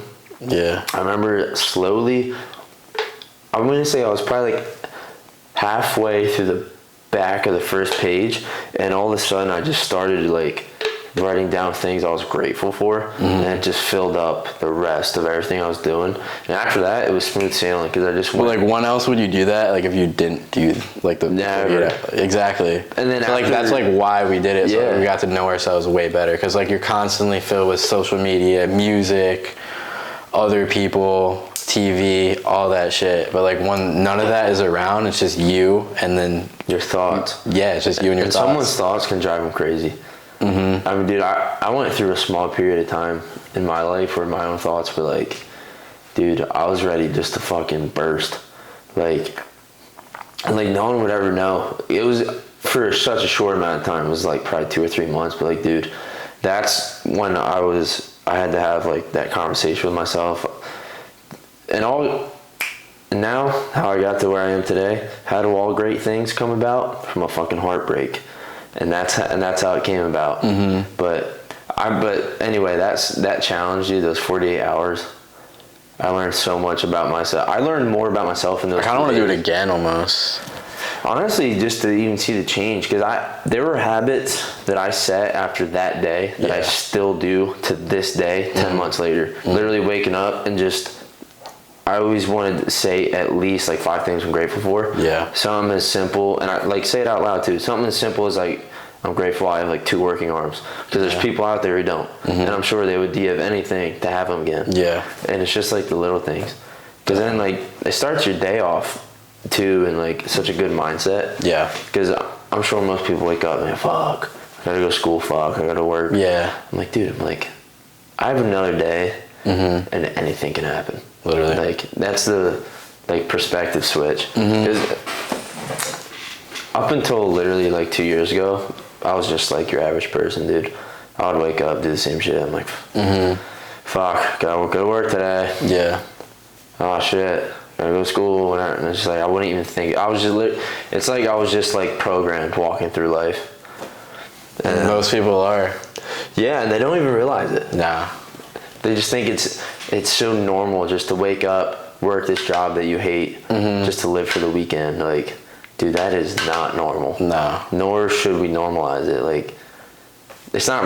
We're not on this earth just to do that. Yeah. You know same thing with like school, man. Like going to school 180 days of the year, waking up at 6. School is so behind with the times. It's not even funny. I totally agree with school, but it's not the way that we do it. Same, dude. It's so behind on the times though. It's not even funny. Like, and it's so ass backwards too. Definitely. But that can be for another day, because I can go down a rabbit hole with that. I'm sure. But I'm gonna keep my cool. I'm gonna drink my. I actually slammed this. I didn't even realize. You like it, dude? I mean, it goes down easy. So it kind of tastes like, I know it's maple pear, but it kind of tastes like apple cinnamon oatmeal. Dude, don't ask. Don't ask. I think I tried that one. I don't think I liked it. Dude, don't sweat it. Maple pear, like what? Like Yeah, why would I want dude, that? I just go here. I don't know. Yeah. But yeah, anyway, I think like we're definitely over an hour. Fuck yeah, maybe. Easily. 9:25. Whatever. Yeah. Dude, you just go till you don't want to. Oh, absolutely.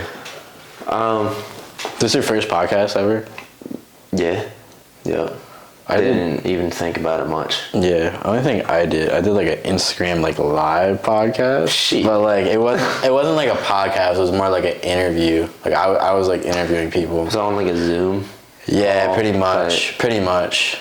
It was pretty uncomfortable, to be honest. Yeah, dude, I don't fuck with that. Yeah, you're just like when you're like interviewing someone, like you just like don't feel like yourself. But like this is like different type of like interview. You know? Well, we're not sitting here like just asking like like, hey, what's your favorite food? Like, man, like love you and all, but I don't give a fuck about that. No. I want to know how you're thinking. Exactly. You know what I mean? Yeah, and like when questions are like laid out like that, and it's like question answer, like I feel like you're like very inside your head. Like when you're in a conversation, you're in the now. So that's Right Now podcast. That one hit right there. Right now. Yeah. Speaking of right now, I kind of feel like I could use another one, but Yeah, we got. Please drink those. I'm trying to go sober, dude. I mean, there's only like 4 in there. We've been like, I really can't do much with that. So yeah, it's all good. I'm actually probably gonna nut packing and chewy, but whatever. yeah. This episode's also sponsored by Copenhagen. Dude, we get a plug like that right off the bat. Shit, dog. Dude. For the 4 people that are watching this, tag 'em. Start emailing Copenhagen. Yeah. I feel like it's gonna take time, but I feel like this can actually be a really good thing. I think it could get kind of popular in our like area, like in Bangor, like in like the Lehigh Valley. And dude, honestly, it's like our connections will like tell other people if like we keep going with this and it's like good content. I will say this: we have really awesome fucking friends, dude. Yeah. Like, you can always at least count on like, excuse me, like Jake and Landon, like, dude, that like always getting the word out. Like, oh, yeah. You can definitely. We have some awesome fucking friends, and that's something I'm also always grateful for. Is like, we grew up. It's funny because like we all grew up together, and after you have like your clique of friends in high school. And like, we all go away, go to college, do our own thing, and then usually everyone gets a new clique of friends. Yeah. And it's just you just kind of put everyone else on the back burner. Mm-hmm. But it's like, at least for me anyway, my closest friends now are the same ones that were my best friends when I was 6, 7, 8, 9 years old. Yeah. Like we have gone through parts in life where like we like split apart for a little bit. Yeah, definitely. But like, we always just came right back. Yeah. And it's like, that's true. And it's not for nothing. Yeah. You know what I mean? True. I mean, I went, dude, like in high school, dude, I was all over the fucking place. Mm-hmm. My friends were changing every week. I think same. Yeah. But like the core was always the same. Mm-hmm. Because I knew like on the weekends, it's like, I knew the same people were going to hit me up to hang out though. Yeah. Like during the week, it was just like, whatever. You know what I mean? Yeah. But on the weekends, it was always you or Landon, Jay, like, hey, what are we doing, boys? Like, hey. Definitely. And it's not for nothing either. Right, yeah, for sure. Yeah, it's cool to like see the process of everything happening, like the different paths that we all take. Like you're going to the academy, police academy. I'm an entrepreneur. Like Jake's doing nursing. I don't know what Landon's doing, but he's trying to go through. But it's cool to see like all the paths that everyone goes down. It's crazy, man. Especially like growing up, like, bro. And Jake, I love you, man. But like, if you would have told me Jake was gonna be a nurse, yeah, I said, what the fuck you smoking? And give me some of it, because it must be really good. Like, what the? I was like Jake, you kidding me? Mm-hmm. But now, like, because he's really been starting to change too over like last year, and I'm super proud of him for it. He definitely. Now I can totally see it. Yeah. But dude, just like like a couple years ago, I'm like, dude, I'm like, shut the fuck up. I'm like, you're not gonna be a nurse. That shit's hard, man. Like that schooling. Oh my gosh. Dude, I know. I was like, people vented to me about it, and like, I'm right. like, hell no. Hell to like no. Exactly. Yeah, man. I mean, Landon wants to do me and him have the same aspirations. I'm not gonna lie, dude, I didn't really see you being an entrepreneur either. I didn't see it either. And dude, like I didn't see myself being a Marine. I didn't even, at the most, I was like, maybe I'll join the Army. Yeah. Like maybe. And then I woke up one day, I was like, nah, I'm going all in. You know what I mean? Yeah, I remember we were in college. I think we were like a couple months in. Like we would see each other once in a while, just like between classes. And then like next thing you know, like you weren't like around anymore. Like what happened to Drew? Came on, he peaced. And then he changed himself. Exactly. I don't even know what happened if I saw you like after that. I think like the next time I saw you, you came back from like boot camp, and it was like my viewing party for the show. Oh, dude, that was after. Or maybe it was like a couple. That was after that. That was after infantry school, bro. Yeah. Dude, I'm gonna talk about myself for a minute or 5. See, that was actually I went through a really, really confusing time when high school was winding down because, dude, I'm not gonna beat around the bush. I was really good at baseball, right? But I could not. But I was also dirt fucking, like, dude, I had no money at the time. My parents had just gotten divorced the year prior. My dad didn't have a lot of money. Like, dude, I could not afford to go to like colleges. Yeah. I had all these offers from really good schools, but dude, it was just I could only get so much athletic money, and like the other half, like my academics just weren't good enough. Like I could not get a shit ton of like scholarship money. And I went on 10 to 12 different visits for like baseball schools, and I literally couldn't go to any of them. What sucks? And I was sitting there, my whole entire senior year of high school I was getting recruited, and every visit was like the same. Me and my dad at the end of it would just be like fuck, man. Because my dad that was my dream, to go to college to play baseball. Like I dreamed about that literally ever since I could walk. Right. Because my whole life was baseball. But my dad had the same dream I did. He's like, dude, I don't care what it takes. He's like, we're gonna get you to fucking school. And it was literally only 3 weeks before we even graduated. Our baseball season was coming to an end. We had like I think we had our district game left, which we ended up losing. But it was the district's, we were playing our district quarterfinal game. And I remember seeing this coach out there. And at this point, I was like, fuck it, I'm just going to go somewhere I'm going to walk on. My plan was, I was going to stay home. I was going to go to ESU, to East Stroudsburg, and I was going to just walk on. Because it was pretty cheap tuition at the time for a state school. My dad and I together could swing it. I was like, I'm just going to walk on. Yeah. And I remember we were playing Saucon Valley in the quarterfinals, and I remember like seeing this dude, like you just know like a baseball scout, like a coach looks like, because he showed up wearing a fucking hat and like the batting practice tee. I'm like, what the fuck is that? Because like Landon was already committed. Reese was committed. We were like the only two that were going to play baseball. Yeah. I'm like, well, he's got to be here for someone. It's either for me or it's for someone on the other team. And I ended up balling out that game. I was 3 for 4. I had 3 singles and like 4 RBIs, and I had a really sick catch in the outfield.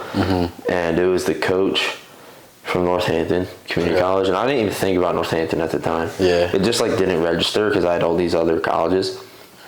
I'm like, oh fuck, and he ends up talking to me after the game. He watched me play one time. He's just like, yo, I'd love to have you on my team. And I was like, let me think about it. Talk to my dad. That night, literally 3 hours later, I text him. I'm like, yeah, man. Just like that. And that ends up happening. And I get to college that fall, and I was never a big school person. like ever in my whole life, dude. I just never liked. I didn't like the idea of just sitting there and then preaching stuff at me that I know I'm never gonna use. Literally. And like I hated it, and especially in the beginning, like you just go general study, like general eds or whatever, like literally pointless. Literally, because it was like the same stuff you're learning in high school. Mm-hmm. You're taking English 1. Yeah, and you like, learn it, you study it for the test, and you forget about it. Right. Here, write this 5-page paper on like RFID. Mm-hmm. Yeah, like, I would just pay people to do. Still don't know what the fuck it is. Yeah, I did too. Yeah, you actually hooked me up. Yeah. But anyway, I ended up, dude. I'll never forget it. I was the coach told me straight up. He's like, listen. He's like, you have a starting spot and it's yours to lose. He's like, you're gonna be the starting left fielder for this team. Mm-hmm.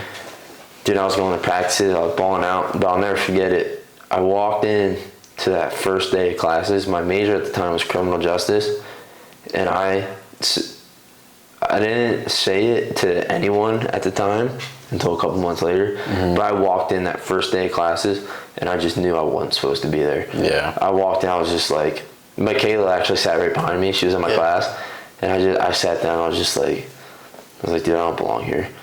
And that was only in August. And like 2 weeks goes by. I'm still balling out. You know, Northampton's a great program at the time. We were ranked 4th in the country for the junior NJCAA Division III JUCOs. The year before, their catcher got drafted. So highly known program. Scouts were always coming in and out of our practices, like pro scouts. Dude, I'm balling out, having a great fall, but I was just like, couldn't do it. I couldn't do it, dude. My grades were awful because I just could not, like, I was so miserable. Yeah. And I was like, dude, something has to change. Mm-hmm. And my mom was in the Army, and she still is.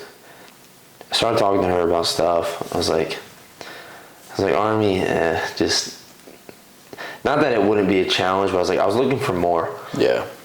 And I went in one day, because Cody joined the Marines at high school, and I was like, yeah, you know what, fuck it. I was like, I'll just go see what this dude has to offer. And it was like the beginning of September. It was only like 2 weeks after school started. Mm-hmm. And we just get to talking, and literally at the end of September, like, I'm enlisted already. I was like, this is what I'm doing. I told the coach. I stopped playing baseball right there. That was in fall 2017. Was there like one moment that like stands out when you just like made your decision? Not really. It kind of happened slowly. Yeah, it was slowly and then all at once. Yeah. I knew I wasn't supposed to be there, and like weeks went by, and I was just like, no, this is right. I was like, this is what I'm gonna do, and that's just what it came down to. My mom, my dad, everyone was trying to talk me out of it. Like, just give it 1 year. I'm like, I can always go back to school. Yeah, you're young, like. Yeah, I was like, I didn't even turn 19 yet at the time. I was like, so I enlisted. I stopped playing because even though at the time I was scheduled to go to boot camp in May, but I didn't want to take a spot away from a kid on the team that, like, you know, like, that was like their way out. You know what I mean? Mm-hmm. Like, get there, get at NAC, go to NAC, get an offer somewhere else. Because Northampton baseball is filled with a lot of highly talented players that honestly just, like, they just weren't on anyone's radar. It was just like bad luck, you know what I mean? Right. And because we would have kids that are like pitchers that are like pumping 90, kids who could hit balls like 400 feet. Mm-hmm. It's like, who the fuck are these kids? And they're probably like in the same position that you were in. And I'm just like, I'm not going to take a spot away from these kids. I'm like, they need it more than I do right now. Mm-hmm. So I left the team. I finished out that one semester at NAC. I ended up going to boot camp for the Marines, and that was fucking nuts. It's something I'd never, ever experienced anything close to in my life. Mm-hmm. And quite frankly, I don't ever want to again. I always put it as it's the most fun I never want to have again. Because looking back, it was so much fun, and it was crazy, but like, fuck no. Mm-hmm. Like, you can't pay me enough to do that again. Yeah. But it was just crazy, but I got back, and then I went my MOS. I'm infantry. it was like 6-7 months total of training. And I come back in July 2018. I'm all done with my training. I'm like, because I went reserves, and I was like, fuck. I was like, well, now what? And I ended up starting working this job, security at a hospital, and I liked it at first, but it just became so monotonous. It was like that typical like 9 to 5. I was just like, yeah, well, this isn't it either. And then, but going through the Marines and stuff like that kind of gave me a perspective change and everything, because like there are kids that I went to boot camp with that were just kids and like just like me, like 18, 19, like they're dead now. Yeah. And I'm like, and it's I'm like, fuck. And I came back and I was like, I always wanted to play college baseball, right? So I was like, well, fuck it, I'll give school another try. So I did in fall 2019. But sole motivation was totally baseball. Like, didn't give a shit about school at all. Like, literally just going so you could play baseball. Yes, absolutely. I went solely for baseball, but I also knew in order to play baseball, I had to have my academics on point. And I'm not naturally like a super smart kid. Like, if I want good grades, like I have to work for it. And whatever. It happens to the best of us. And I ended up talking. I went to a game on my 10 days of leave after boot camp. I went to a Northampton game. I talked to the coach after, same when he recruited me. I was like, hey, it's like in the fall, I want to come back. I was like, I don't want you to guarantee me anything. I said, as long as you tell me I can come to practice, give me a shot. I was like, I promise you, you're gonna get my all. He's like, all right. He's like, August, like you're enrolled in school. He's like, you can come. I said, all right. Dude, I trained. It was like 5 or 6 days a week with for baseball for 6-7 months straight, dude. I would go to work. I would get back at 4. I would immediately change, head right to Rosetto Ballpark, hit off the tee for an hour, do footwork, hit the gym, just constant grind. I would be up at 4 a.m. before work, hitting the gym. After, I'd go do more baseball stuff. Like, I was dude, it's gonna pay off. It's gonna pay off. Went back to school. Had all my grades on point.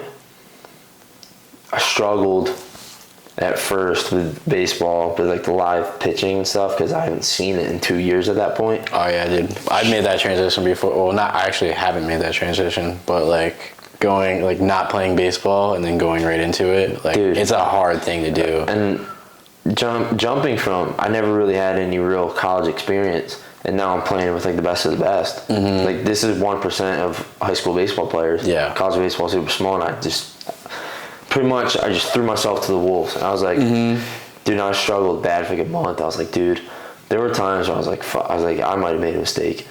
But I kept grinding, and same shit all winter, over the winter too, when practice was off. Like we'd have like breaks or whatever. I was still in the gym before class, 5 a.m. every day. In the gym, immediately would go into like the basketball gym, drop the net, hitting off the tees, doing footwork, doing all this shit. And then springtime came, and we started doing like scrimmages, like inter squad scrimmages. Yeah. And I just started killing it. Like I couldn't miss. I was hitting everything. I was catching everything. And I was like, now the work's paying off. Yeah. And this is early 2020, so you know what's coming. And a lot of people expect like that hard work to pay off like right away. Right. Like it doesn't always happen like that. And I was just trusting the process. Yeah. And this is kind of where I'll have to take a step back in a minute, but I'll keep talking about it. Early 2020, we're getting there. We start off, we're ranked. We were ranked 4th in the country. We play our first game against the defending national champions, Cumberland from Jersey. Yeah. First game, dude. I get in there. I wasn't expecting to start or anything. I was like, I'm here. I'm on the team. I'm like, fuck yeah. I'm like, this is more than enough for me, because I have an opportunity. Yeah. I just want an opportunity. And sure as shit, go through BP and all that stuff. I look at the starting lineup. There I am, hitting 5th, starting left field. I'm like, holy fuck. Yeah. And my heart is like racing just talking about it right now, because like I'm like, dude, this is it. Right. I'm like, it's fucking happening. Dude, I get up the bat. I am shitting my pants. This kid on the mound's pumping, like 92, 93. I'm like, dude, I took a step back. I stepped in the box and I took a step out. I was like, took a deep breath. I was like, whew. I'm like, dude, you got this. I'm like, you've done this a million times. Yeah. Like, it's nothing different. All the work you put in before this is leading up to this moment. First pitch, dude, I'm not kidding. This shit was not even a strike. This shit had to be at my shins. Like, wasn't even close. Yeah. The very first pitch. So I said, yup, fuck, dude, swung, and I rope it down the left field line, and I hit a double. Word. On my very first real college pitch I ever see, that counted. Damn. I got to second base.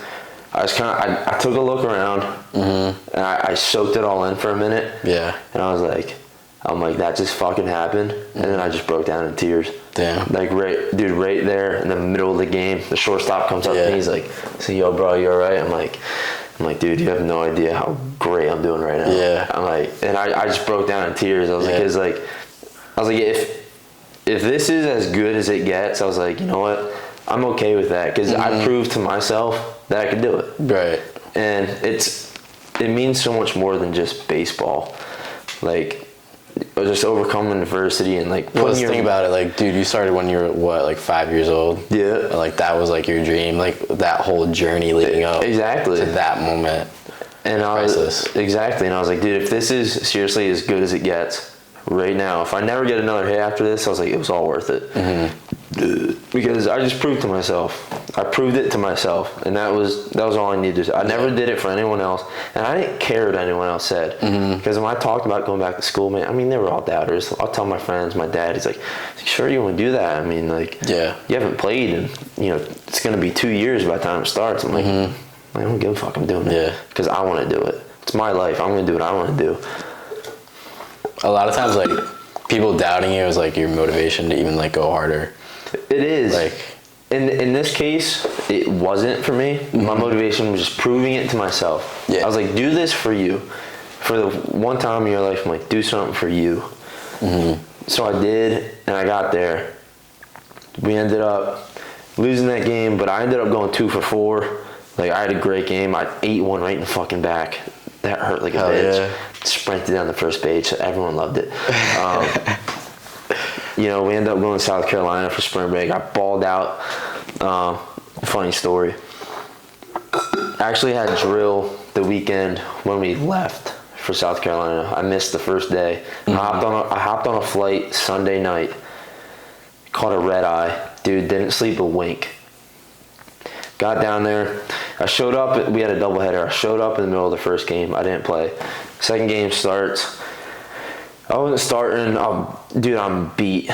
I might have took like a 30-minute nap. And then coaches, we were getting fucking hammered by this one team. Like, dude, it was like 8-1. Okay. And then coaches he's like, hey, you want a hit? You want an AB? I'm like, fuck yeah, coach. That's why I came here. Yeah. I get up there, dead tired, didn't sleep. Second pitch, dude, I hit it. I'm like, man, that felt good. And I start running, and I'm watching the ball. I'm like, fuck. I'm like, that thing keeps going. And I see the center fielder. He runs up to the wall and he just stops. I'm like, fuck, he's gonna catch it. And then I just watch the ball just keep going over his head. It clears the fence. I'm like, oh shit! And then I started sprinting around the bases, and we're losing by like fucking 7 runs. Yeah, dude, everyone's going nuts. We're like, yeah! My coach is like, that's true, Kluska, baby. Yeah, and I'm just like, fuck yeah, dude. Ran by, fucking slapping hands, dude. Everyone was at home plate, greeting, like they all jumped on me, dude. That was the best feeling in the world. I bet. And I cried again. I went into the dugout. My one really good friend that was on the team, he just came up to me. He was like, dude, he's like, I've seen the work. Like, he's like, I see how you work. I'm super proud of you. He just fucking hugged me, and I just lost it. And I was like, I'm like, this is it. And I kind of had that moment again. I was like, I was like, dude, I could not play another game after this moment, and I'm fine with it. I'm like, that was insane. And we ended up playing. I played every inning of every game for the rest of that week. Balled out, dude. I think I was hitting over 400, and then the season ended up getting canked because of COVID. Yeah. So I only played like 12 games, and that was it. I never went back, but dude, that's something I wouldn't trade it for the world, though. Yeah. It was insane. Just like the events, like, because I was 21, walking on to a fucking team full of just like 18, 19-year-olds. I'm like just getting out of high school. Right. Fresh out of high school. Fresh. So like they were playing and like you took a break, came back, and like still did it. Yeah. And dude, I mean, it was, and during when all that was happening, just that whole like baseball season, like no more so that school year, that's when my mentality really did like a 180 with just like the way I thought, my perspective. Yeah. And now I'm gonna go back to like where the real perspective change started was when I experienced like my first heartbreak. Because dude, you know, I was in that relationship all through boot camp. I'm not gonna name any names, but at the time I just wanted to blame everything on her, and I was so because I was so lost and I was so miserable with my life at the time. Dude, I was only 20, and I was only 20 when this was like when we broke up. Right. And I was just like, that's when I had to have that conversation with myself. We ended up breaking up, and I just wanted to put all the blame on her. I'm like, ah, she did me dirty, blah blah blah blah. But like, I got so tired of playing those stupid games. I just look. I'm like, dude, you were the problem. Yeah. Like straight up. Not throughout, and it wasn't through, like the whole relationship was bad. It was just like the last like 3 months. Like, dude, it was just like running in fucking circles. And like I didn't want to break up, and she did, and it was just like we ended up doing it. I was like, fuck you, blah blah blah. Like I was like, whatever, like, but this and this happened, your fault, blah blah. And I was like, just being a bitch about it. And I just woke up. I literally just woke up one day. I was listening to a Mike podcast. I don't remember exactly what he said, but it had something to do with like perspective. Yeah. And I just like looked in the mirror one day. I was like, dude, you need to change. And that was the hardest conversation. You gotta change the way you think. Not just that, but I also needed to change who I was as a person. I was going down a bad path. Like I was so selfish. Yeah. And I was just like, there's certain things in life like you need to be selfish about, but I was just being so selfish all the time. Yeah. And I just looked in the mirror one day, and I was literally just like, I'm like, dude, you're the problem. You need to change. So I started working on myself, and I started reading like all these books, like the 7 Spiritual Laws. That was sick. Started getting in like meditation. I started changing my perspective. Like if something bad happened to me, I didn't think I wouldn't sit there. I wouldn't be like, oh, why me? I'd be like, why did this happen? What's the lesson that the universe is trying to teach me right now? And I'll just go from there. So this all came from like the heartbreak. So you hit rock bottom, and then this happened. Right? I mean, you probably wouldn't have done all that shit if at least not at that time. Like if that heartbreak didn't happen, and you didn't hit rock bottom. Absolutely, dude. I would have just kept going with my life. Yeah, like everything was right, but it changed everything, and I'm so grateful for it now. Because I wouldn't be where I am today without that. And like, because now the relationship I'm in today, dude, it's the best. Really, like I 100%, like I 100% think like I'm totally gonna marry this chick now. And it's just like, I wouldn't change it for the world, because me going through that heartbreak and getting those experiences and like really working on myself makes this relationship so much better. Yeah. Because like there's things I just have to do for me. Yeah. And like I don't try to control her at all, because a relationship isn't like I depend on you to make me happy and you depend on me. It's like we're both living our individual lives. We're just supporting each other, and we're just there for each other while we both do our own thing. Yeah. You know what I mean? And like she lives here. I live in Maryland. Like, I'm 3 hours away. Yeah. And like that. I see her once a week. Mm-hmm. And like, a lot of people would just be like, fuck that. Yeah. Like, I'm not making it work. Mm-hmm. And to me, like, dude, the distance is nothing. Like, it really is. Sometimes it's hard. Mm-hmm. Because obviously I come home every day, like, yeah, I want her to be there, but it's like, I still got her though, you know what I mean? But yeah, going through that heartbreak is really what changed everything, because that's, like I said, I had to have that conversation with myself. Right. And that was the hardest one ever. Like, it takes a lot to admit to yourself that, like, you were the problem, because no one likes admitting when they're wrong. Nah. Because it hurts their fucking ego. A lot of people just straight up don't. Exactly. Because it gets their little ego hurt. Mm-hmm. And that's where I just took my ego out of it. And that just, like, I'm not completely rid of it. I mean, I don't think I ever... I don't think you can ever totally... I don't think you can either. Nah. But, like, it's definitely there way less than it would, like... And you also recognize it so much more. Dude, sometimes I can feel it coming out and I'm like, ew, dude. Yeah. Get that shit out of here. Exactly. I'm like, that's not you. Mm-hmm. But I also, but then I also know, like if I do something wrong, or like, I'll be the first one to own up to it now. Like, it's like, fuck, like, yeah, I was wrong. I could have done X, Y, Z better, and I'm gonna work on it. Mm-hmm. But like, when you're that young, because like I was 20, like there's nothing stronger than like young love. And that was the first time I was like in love, and I was just like, you think like this is it. I'm never gonna find this again. Yeah. And then my girlfriend now, like, it literally came out of nowhere. I was so dead set on just like being single. Mm-hmm. And then it literally just came out of nowhere, and I was like, you know what? I'm like, this feels right. Mm-hmm. And then that's where I was like, what's the worst that happens? I'm like, it doesn't work out. Yeah.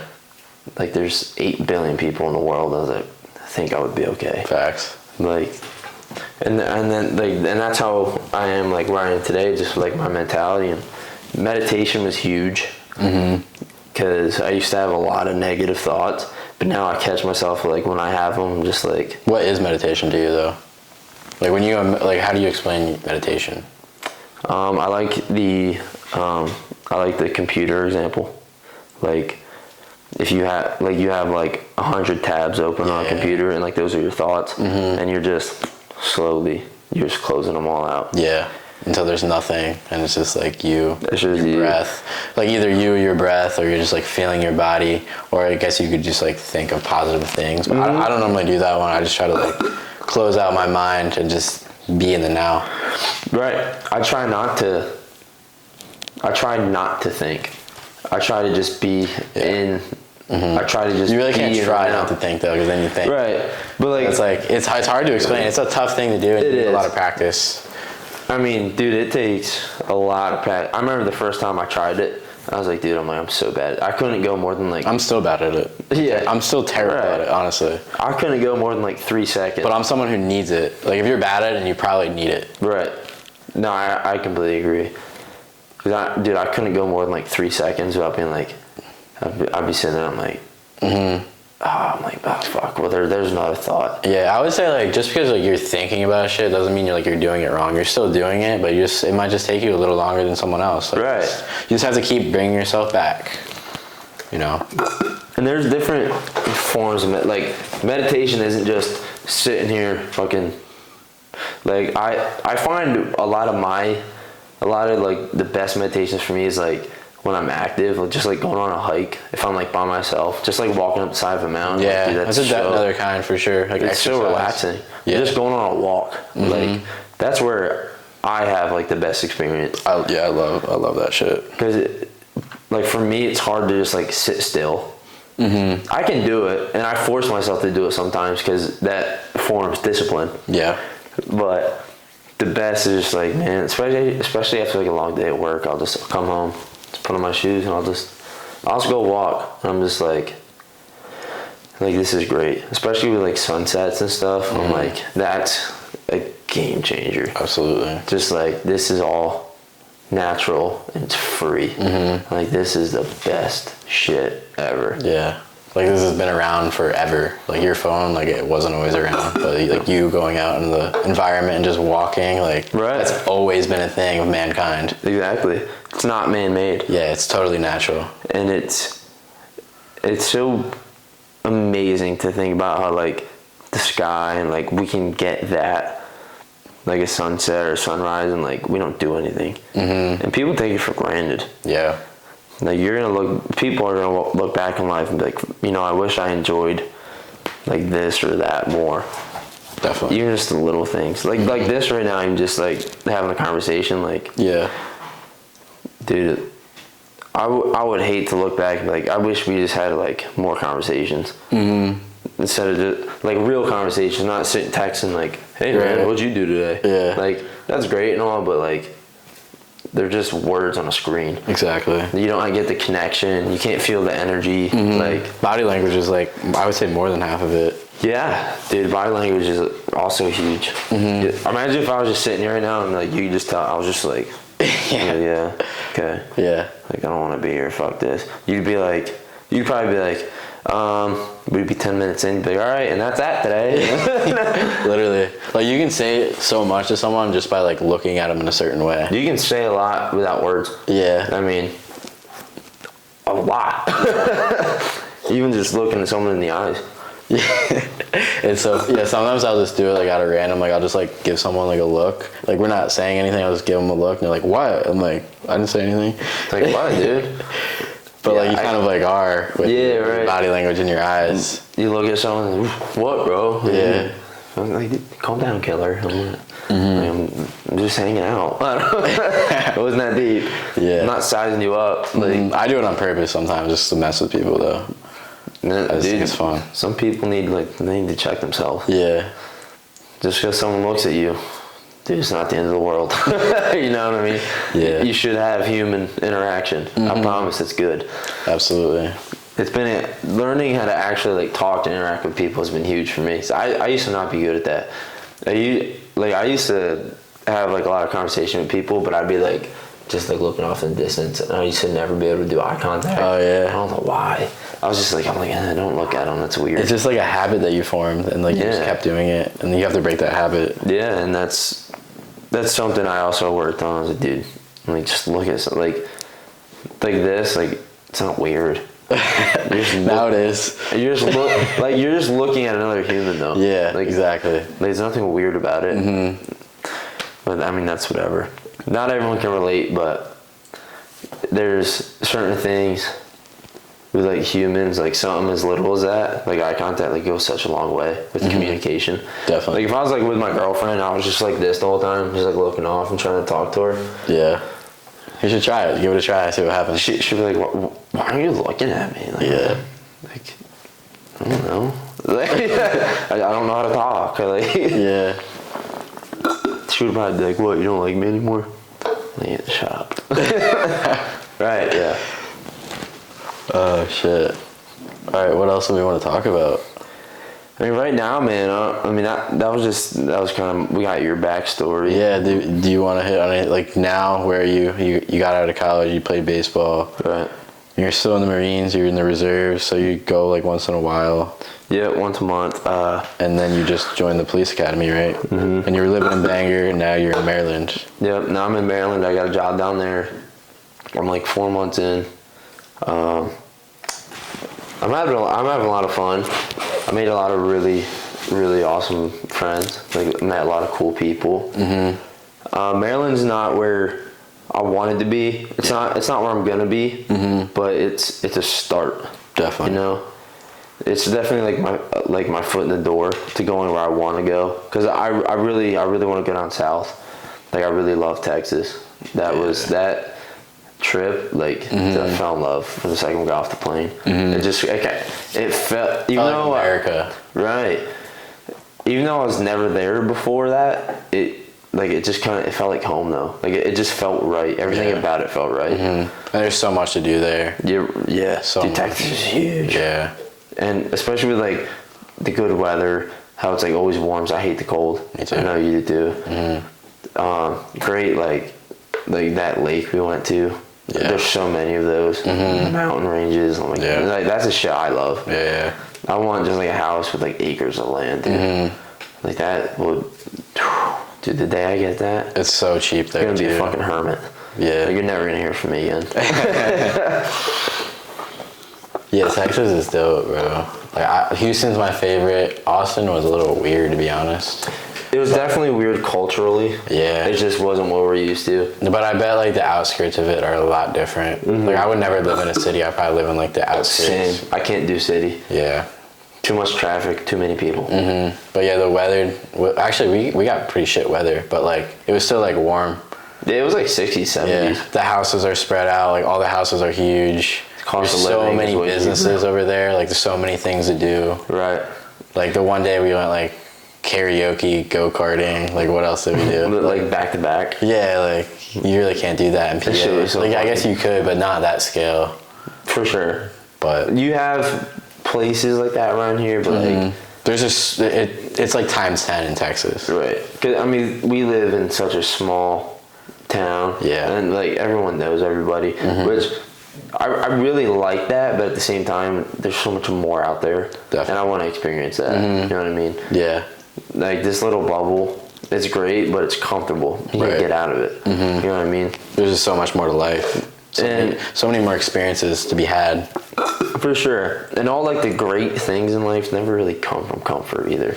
Not at all. You're just sitting here again, you fall into a great routine. Then what? Like you're gonna get to the end and like what did I do? Like I didn't experience anything else except Bangor, Pennsylvania. Yeah. Like there's 49 other states out there. Go see them. Life is so short. Like it doesn't seem like it now. Like we're 22, but like just like 10 years ago, we're like, we're only 12, and then you blink and we're here, and then we're gonna blink again and we're gonna be like 40, and we're gonna be like, fuck, dude, life is. Our time on this earth is such a blip to what came before us and to what's gonna come. Like, it's gonna go like this, man. And we just can't. People take that shit for granted, and you just can't. That's why I try not to get caught up in the whole like to find it and make sure I get this job. I want to do that. Like, dude, there's a million other jobs out there. Yeah, I think people shouldn't like take life that seriously either. Like, don't take it that serious. No. Just like, you know, obviously go for your goals and shit like that, but at the end of the day, like, it's just not that serious. The big thing for me is like, dude, you gotta really enjoy it. Like, it's your life, no one else's. Yeah. You gotta do what you want to do. Because at the end of the day, you're like, what's the man? I wish I did this, and that. I never did it because I thought I had so much time, and then next thing you know, you're on your deathbed. Yeah. Like, my goal, like, with time, I want to say, like, 50, 60. Like, I don't want to have, like, any what ifs. Like, right. Which I don't think will be true, but, like. And the big thing with that, too, is, like, tomorrow's not promised, you know? Like, bro, I could leave your house in an hour, and. Yeah. So do like everything that getting you like a car can. crash, like it could all end just as quick as it started. Like, cause you never know when your time's coming. Yeah. So like for me, like I'm just trying to experience everything that I can, meet the best people that I can, and make the biggest impact that I can. Like that's to sum it all up. That's what I'm here for. Same, dude. I mean, our paths are completely different, but like I still want to do the same thing. Like our ambitions are still, like, I want to impact people.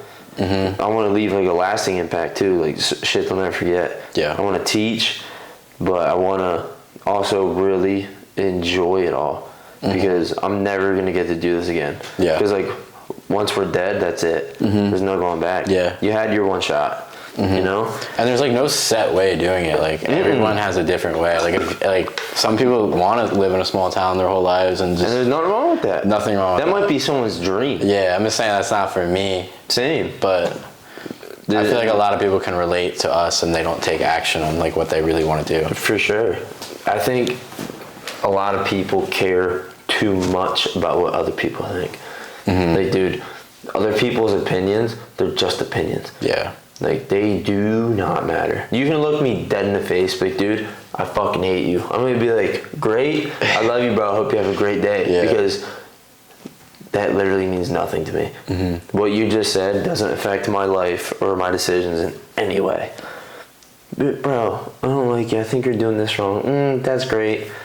There's 8 billion people in the world. I can find other friends. Yeah. Like, it might sound bad, but it's the truth. Yeah. You know?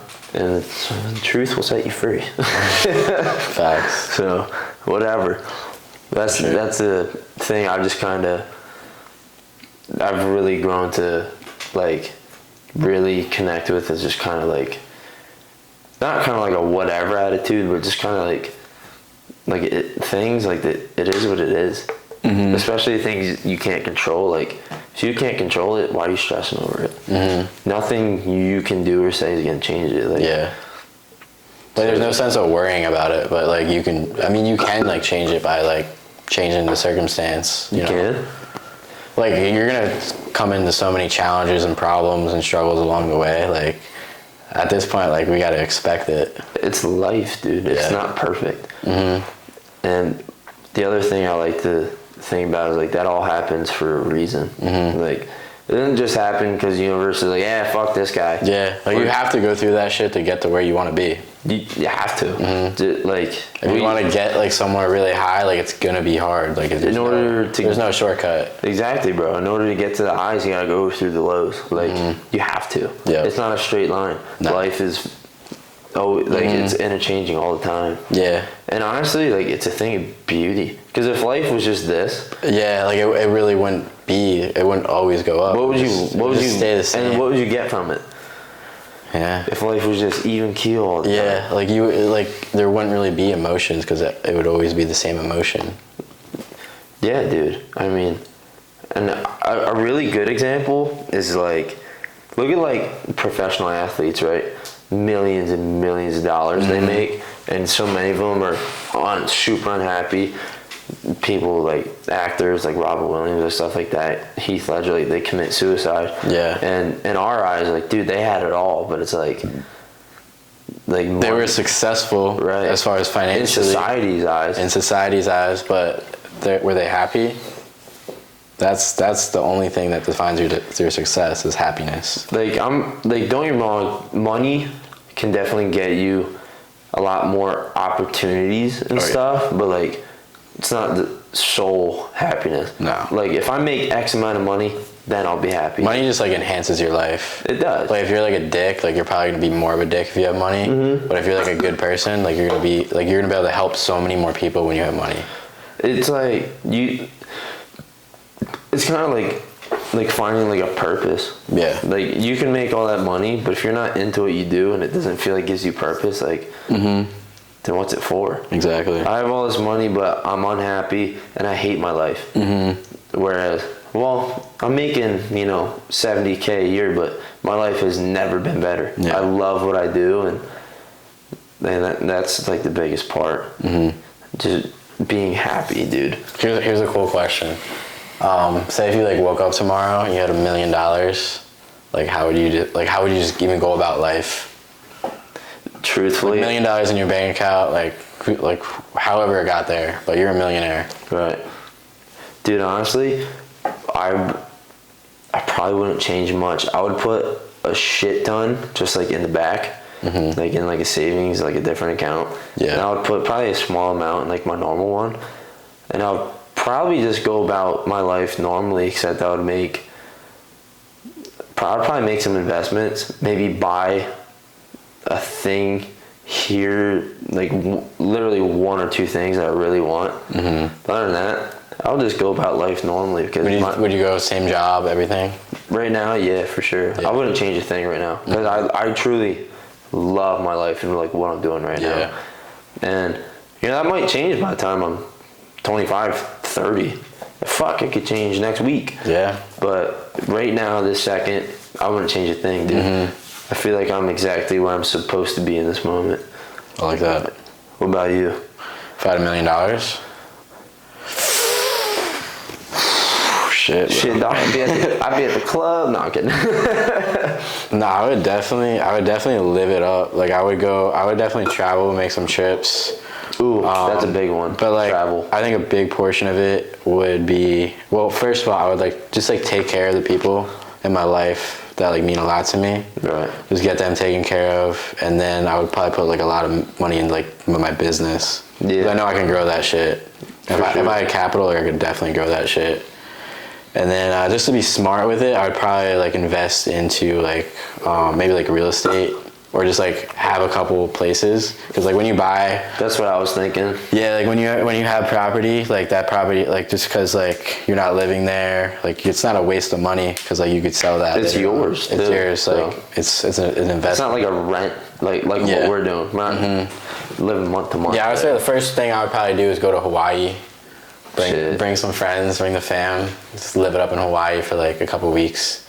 Because we can. Because I can, yeah. Yeah, that's actually, I mean, that's a great way to look at it. I mean, now looking back at my answer, fuck. Yeah, I'd probably do the same thing, but but I feel like you want to have a smart answer, but at the end of the day, like just like what we were saying, like life can go like that. So like, why not like take every opportunity? Travel would definitely be huge, because that's one thing I really want to do more than anything else is travel. I'm trying to travel the world, like, bro. There's so much to see, so much. But like, what do you need in order to do that? You need money, right? Or you need to find someone with a lot of money who wants to bring you with you. But like something, yeah, someone. But I mean, what are you gonna do? I mean, I know for me, like if I had like $1 million, I feel like that almost, for all like the people in my life that I would love to bring, like to come on the journey, I feel like that almost wouldn't be enough just to take care of everyone. $1 million actually ain't that much, but it's really not. Yeah, it might seem like it, but like you can blow through $1 million so fast. You can, but you can also like turn it into a lot more. You make the right moves. Oh yeah. Something else I want to get into quick. What has been, what or who have been like your biggest like inspirations or influences in your life up to this point?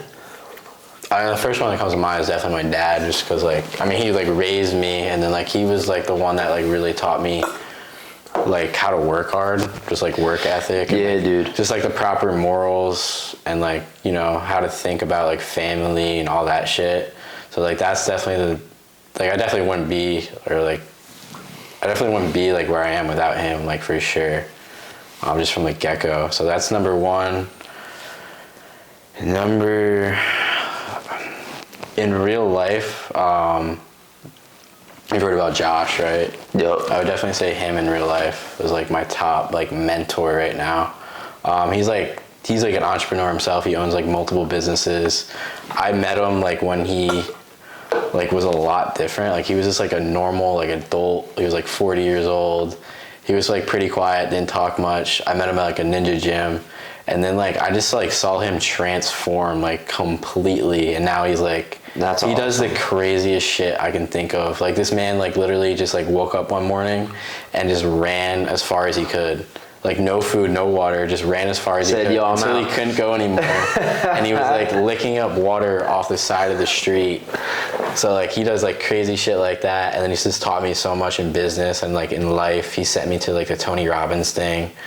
That guy is awesome. Yeah, like so Tony Robbins seminar is like, it's basically like a 4-day event. Like you wake up super early, go to bed late, and like Tony Robbins just like, basically it's like a school on life, just like everything that you can think of. It's really hard to explain, but there's a ton of energy. Like you're screaming like half the time, like up on your feet, and like you kind of go through like an experience, and you kind of forget who you are just because you're so like in the moment, and you're like, what am I doing right now? Yeah. So it kind of changes you like forever, and like that's probably part of like why I have like the mindset that I do. That's a special dude. You know, he has a 7-year wait list for like his speaking engagements and people to work with him. Yeah, it's crazy. Yeah, dude. Yeah, like he's a really awesome dude. If you want an hour of that man's time, it's probably like $1 million. It's a lot of money. Yeah. But man, the return, like that 1 hour could make you so much more money too. Like just from even like ideas or the way you think. Yeah, like, absolutely. Like that changes everything. You know what I mean? Yeah. And then like a couple more, when I was like first getting involved in entrepreneurship, Jason Capital. Oh yeah, yep, I know about I used to listen to him. I used to take his classes, and like he's definitely changed my perspective in like business and in life too. Just someone with like a lot of energy, and like I just like could like pick him up like right away. Like he was very easy to like digest. And then another one, I would say Mike. Like I listen to his music every day. I listen to his podcast, and he's definitely like changed the way that I think. And I mean, because we've been fans of him for a while. Yeah, I've been fans of him since like middle school, since like the Batter Up days, and like and that's like when he first started. Yeah, and like honestly, like when I first like started listening to him, like I didn't really think he was like good, and I don't think he really was that good. He was just a college kid at that time. He was just a cocky college kid, and like I liked his stuff, but I knew it wasn't like good. But like as time went on, like shit just got better and better and better, and now like I love it. Like I listen to it every day. I can't stop listening to it. I mean, think about it. We also like witnessed him go through his own change. We watched him grow. Yeah, which is also awesome and like a huge influence. Like it almost inspires you to change. Yeah, you know. Mm-hmm. I hate the notion of people like, oh dude, like, you should never change for this shit. Like, like when you don't see someone for a while, like, oh bro, you changed. Yeah. Like, dude, like you haven't changed. Yeah. You know what I mean? Like, I mean, you should want to change, obviously for the right way, but like don't be afraid to change. Like embrace it. You know what I mean? Change is way more good than not most of the time. You know what I mean? Yeah. It's just how you take it. Yeah, it can go both ways, but. No, I mean, obviously you want to change for the better. I mean, sometimes, you know, you don't. I mean, that happens. That's life. No one's perfect, but... In order to change, like, you got to change what you do every single day, like your daily habits. You got to break your habits. It's all about you have to change who you are. Yeah, by taking different action. And that goes back to, like I said from the beginning, dude, having that conversation with yourself. Yeah. Like, if you really want to change, you gotta start planning. Like, most people don't plan shit. Like they just wake up and do whatever, and most people can get away with that because like they have a 9 to 5. They just go get their money, come back, and they do whatever the fuck they want. But like if you're doing your own thing, you can't really do that. You gotta plan. Right. I mean, think about like New Year's resolutions. Most people go at it for like a week or two, and then they just fall right back. But I'm sure like we're guilty of that too. Like I don't do everything I say I'm gonna do. But when I like really mean it, and like I know I mean it, and like I make a decision that I'm gonna do it, and I follow through. And that's the biggest part, dude. Sticking it. That's discipline, man. Yo. That's discipline. I think when I think of discipline, I think Mike Tyson. I think about him. Like he said it best. He's like, discipline is doing the shit you hate to do, but you do it like you love it. Because like sometimes you gotta do shit that you hate to do. But it'll like you do it like you love it, and ultimately it'll change you like for the better. You know, that's discipline, man. Yeah. I take that more so in like my training and stuff. Like, dude, a good example today. I got home pretty early, and I fell asleep right away. I was dead tired, but I literally woke up. I was like, I'm gonna work out. Like I literally just opened my eyes. I was like, I'm gonna work out, and I stood up off my bed, and I was like, fuck. I was like, dude. I was like, just like 10 more minutes. Go back to sleep. I was like, no, you need to work out. And I just got on my face, started fucking pushing. Got the pull-up bar. Next thing you know, dude, I did 100 pull-ups, 100 push-ups. I was like, fuck yeah. I'm like, yep. Did what I didn't want to do. Yeah. Made myself do it. And no one ever regrets. It's not even like a physical thing, bro. Like, dude, it was 100% more. It all starts with your mind. Like, your mind has to work for your body to work. Dude, it was. Like my workout was 100% mental. Yeah. I know I could do it physically. I've done that workout a million times. It was just like, dude, once you get going, it's like you just have to do it though. Yeah.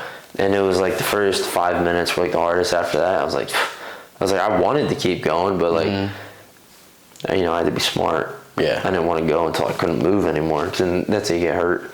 But I literally just did it. It was literally just like 4 or 5 hours ago. And that's just a good example. Just being fucking disciplined. You know, it takes you far. I think like a good place to get started with this is like working out, just because like if you work out, like it affects so many things. Right. Because like now you push yourself to work out, you pushed your mind to go work out. And now you can go push yourself. Now that because you already did that, like you're more likely to go push yourself in other aspects of life. For sure. Because you can sit there and be like, well, man, I didn't want to do that workout. I fucking did it and I got through it. So I can take that lesson and apply it to something else. Like I don't really want to, but I'm gonna, because dude, workouts are 90% mental. Most people just don't do the workouts because they just don't feel like it. And think about it, that's mental. You're not sitting there, you're not physically incapable. I think working out is mental. Like when you push yourself, you don't really push yourself physically. You have to tell yourself up here to do it. And then whatever happens to you physically, it's just a byproduct of whatever happens. I mean, that's a really good way to look at it, honestly. And it's a lot of it's momentum too. Like think about it. Like you wake up in the morning, your alarm clock goes off, and you hit snooze. Like you just lied to yourself. The first thing in the day, the first thing in the day, you lied to yourself. Played yourself, man. Yeah, and then like now you're more likely to lose the next thing that comes up. Oh, it's time to work out. I hit the snooze button before. I can just. It's just one workout. Yeah, it's just one workout. And then it turns into today, 2 days off won't kill me. And then breakfast time comes, like you're gonna eat healthy. Be like, I can make pancakes though. Like, why not? Like, it's just pancakes one time. Yeah. So like that first loss in the morning leads to other losses. But what if it was a win, and then it led to more wins, and you had all that momentum stacked on? And then as you get into that, like, discipline becomes huge, because like I'm at the point, and I know you are too, like we can do those things, like if we just can't like make a workout, whatever, like, but we know like the next day or shit, even the next meal or the next workout, like we'll get right back on track. I mean, think about it. I mean, there have been times like when we would do like the Murph, which is a brutal workout, and then we're like, yeah, we're gonna go out to eat, but then it's like the next day, it's like, all right, reset. Yeah, I'm gonna work out. I'm gonna eat right today, and like that's discipline, being able to be like, you identify like, all right, I got off track, and it's okay. Yeah, but now we're gonna come back. Yeah, you're never gonna be perfect. No way. And that's things like, that's another part of just like enjoying life. Yeah, like, dude, exactly. Like when we would just go out to like Olive Garden randomly, like, dude, I love that shit. Those are experiences, like, you don't want to sit there and be like, oh, well, I really wish I didn't go to Olive Garden with Zach that day. Like, dude, fuck that, man. Because then you'll be sitting there at a time in your life, like, fuck, I should have just went. I would do anything to go to OG one more time with the boys. Exactly. Everything's a balance, bro. It is, man. It's a yin and yang of life. Yin and yang. Yeah. Like, I'm not saying like be like so disciplined on yourself where like life isn't just like fun anymore. You gotta enjoy it. Yeah. At the same time, like you if you want to achieve those goals, like you have to be disciplined. You have to plan. You have to, like, when it comes time, like you have to actually do that thing and not lie to yourself. That's facts, man. I think we can wrap it up. Yeah. I think we talked about a lot in this episode. Yeah, pretty good. Everything from heartbreaks and losing yourself to the highest of highs, and I think it was a good start, Definitely. And then, we'll just go from here. But we covered a lot. What can we like expect? Like, we're gonna bring on guests and shit, right? Man, we can bring on whoever. Yeah. I would like to hopefully do this weekly.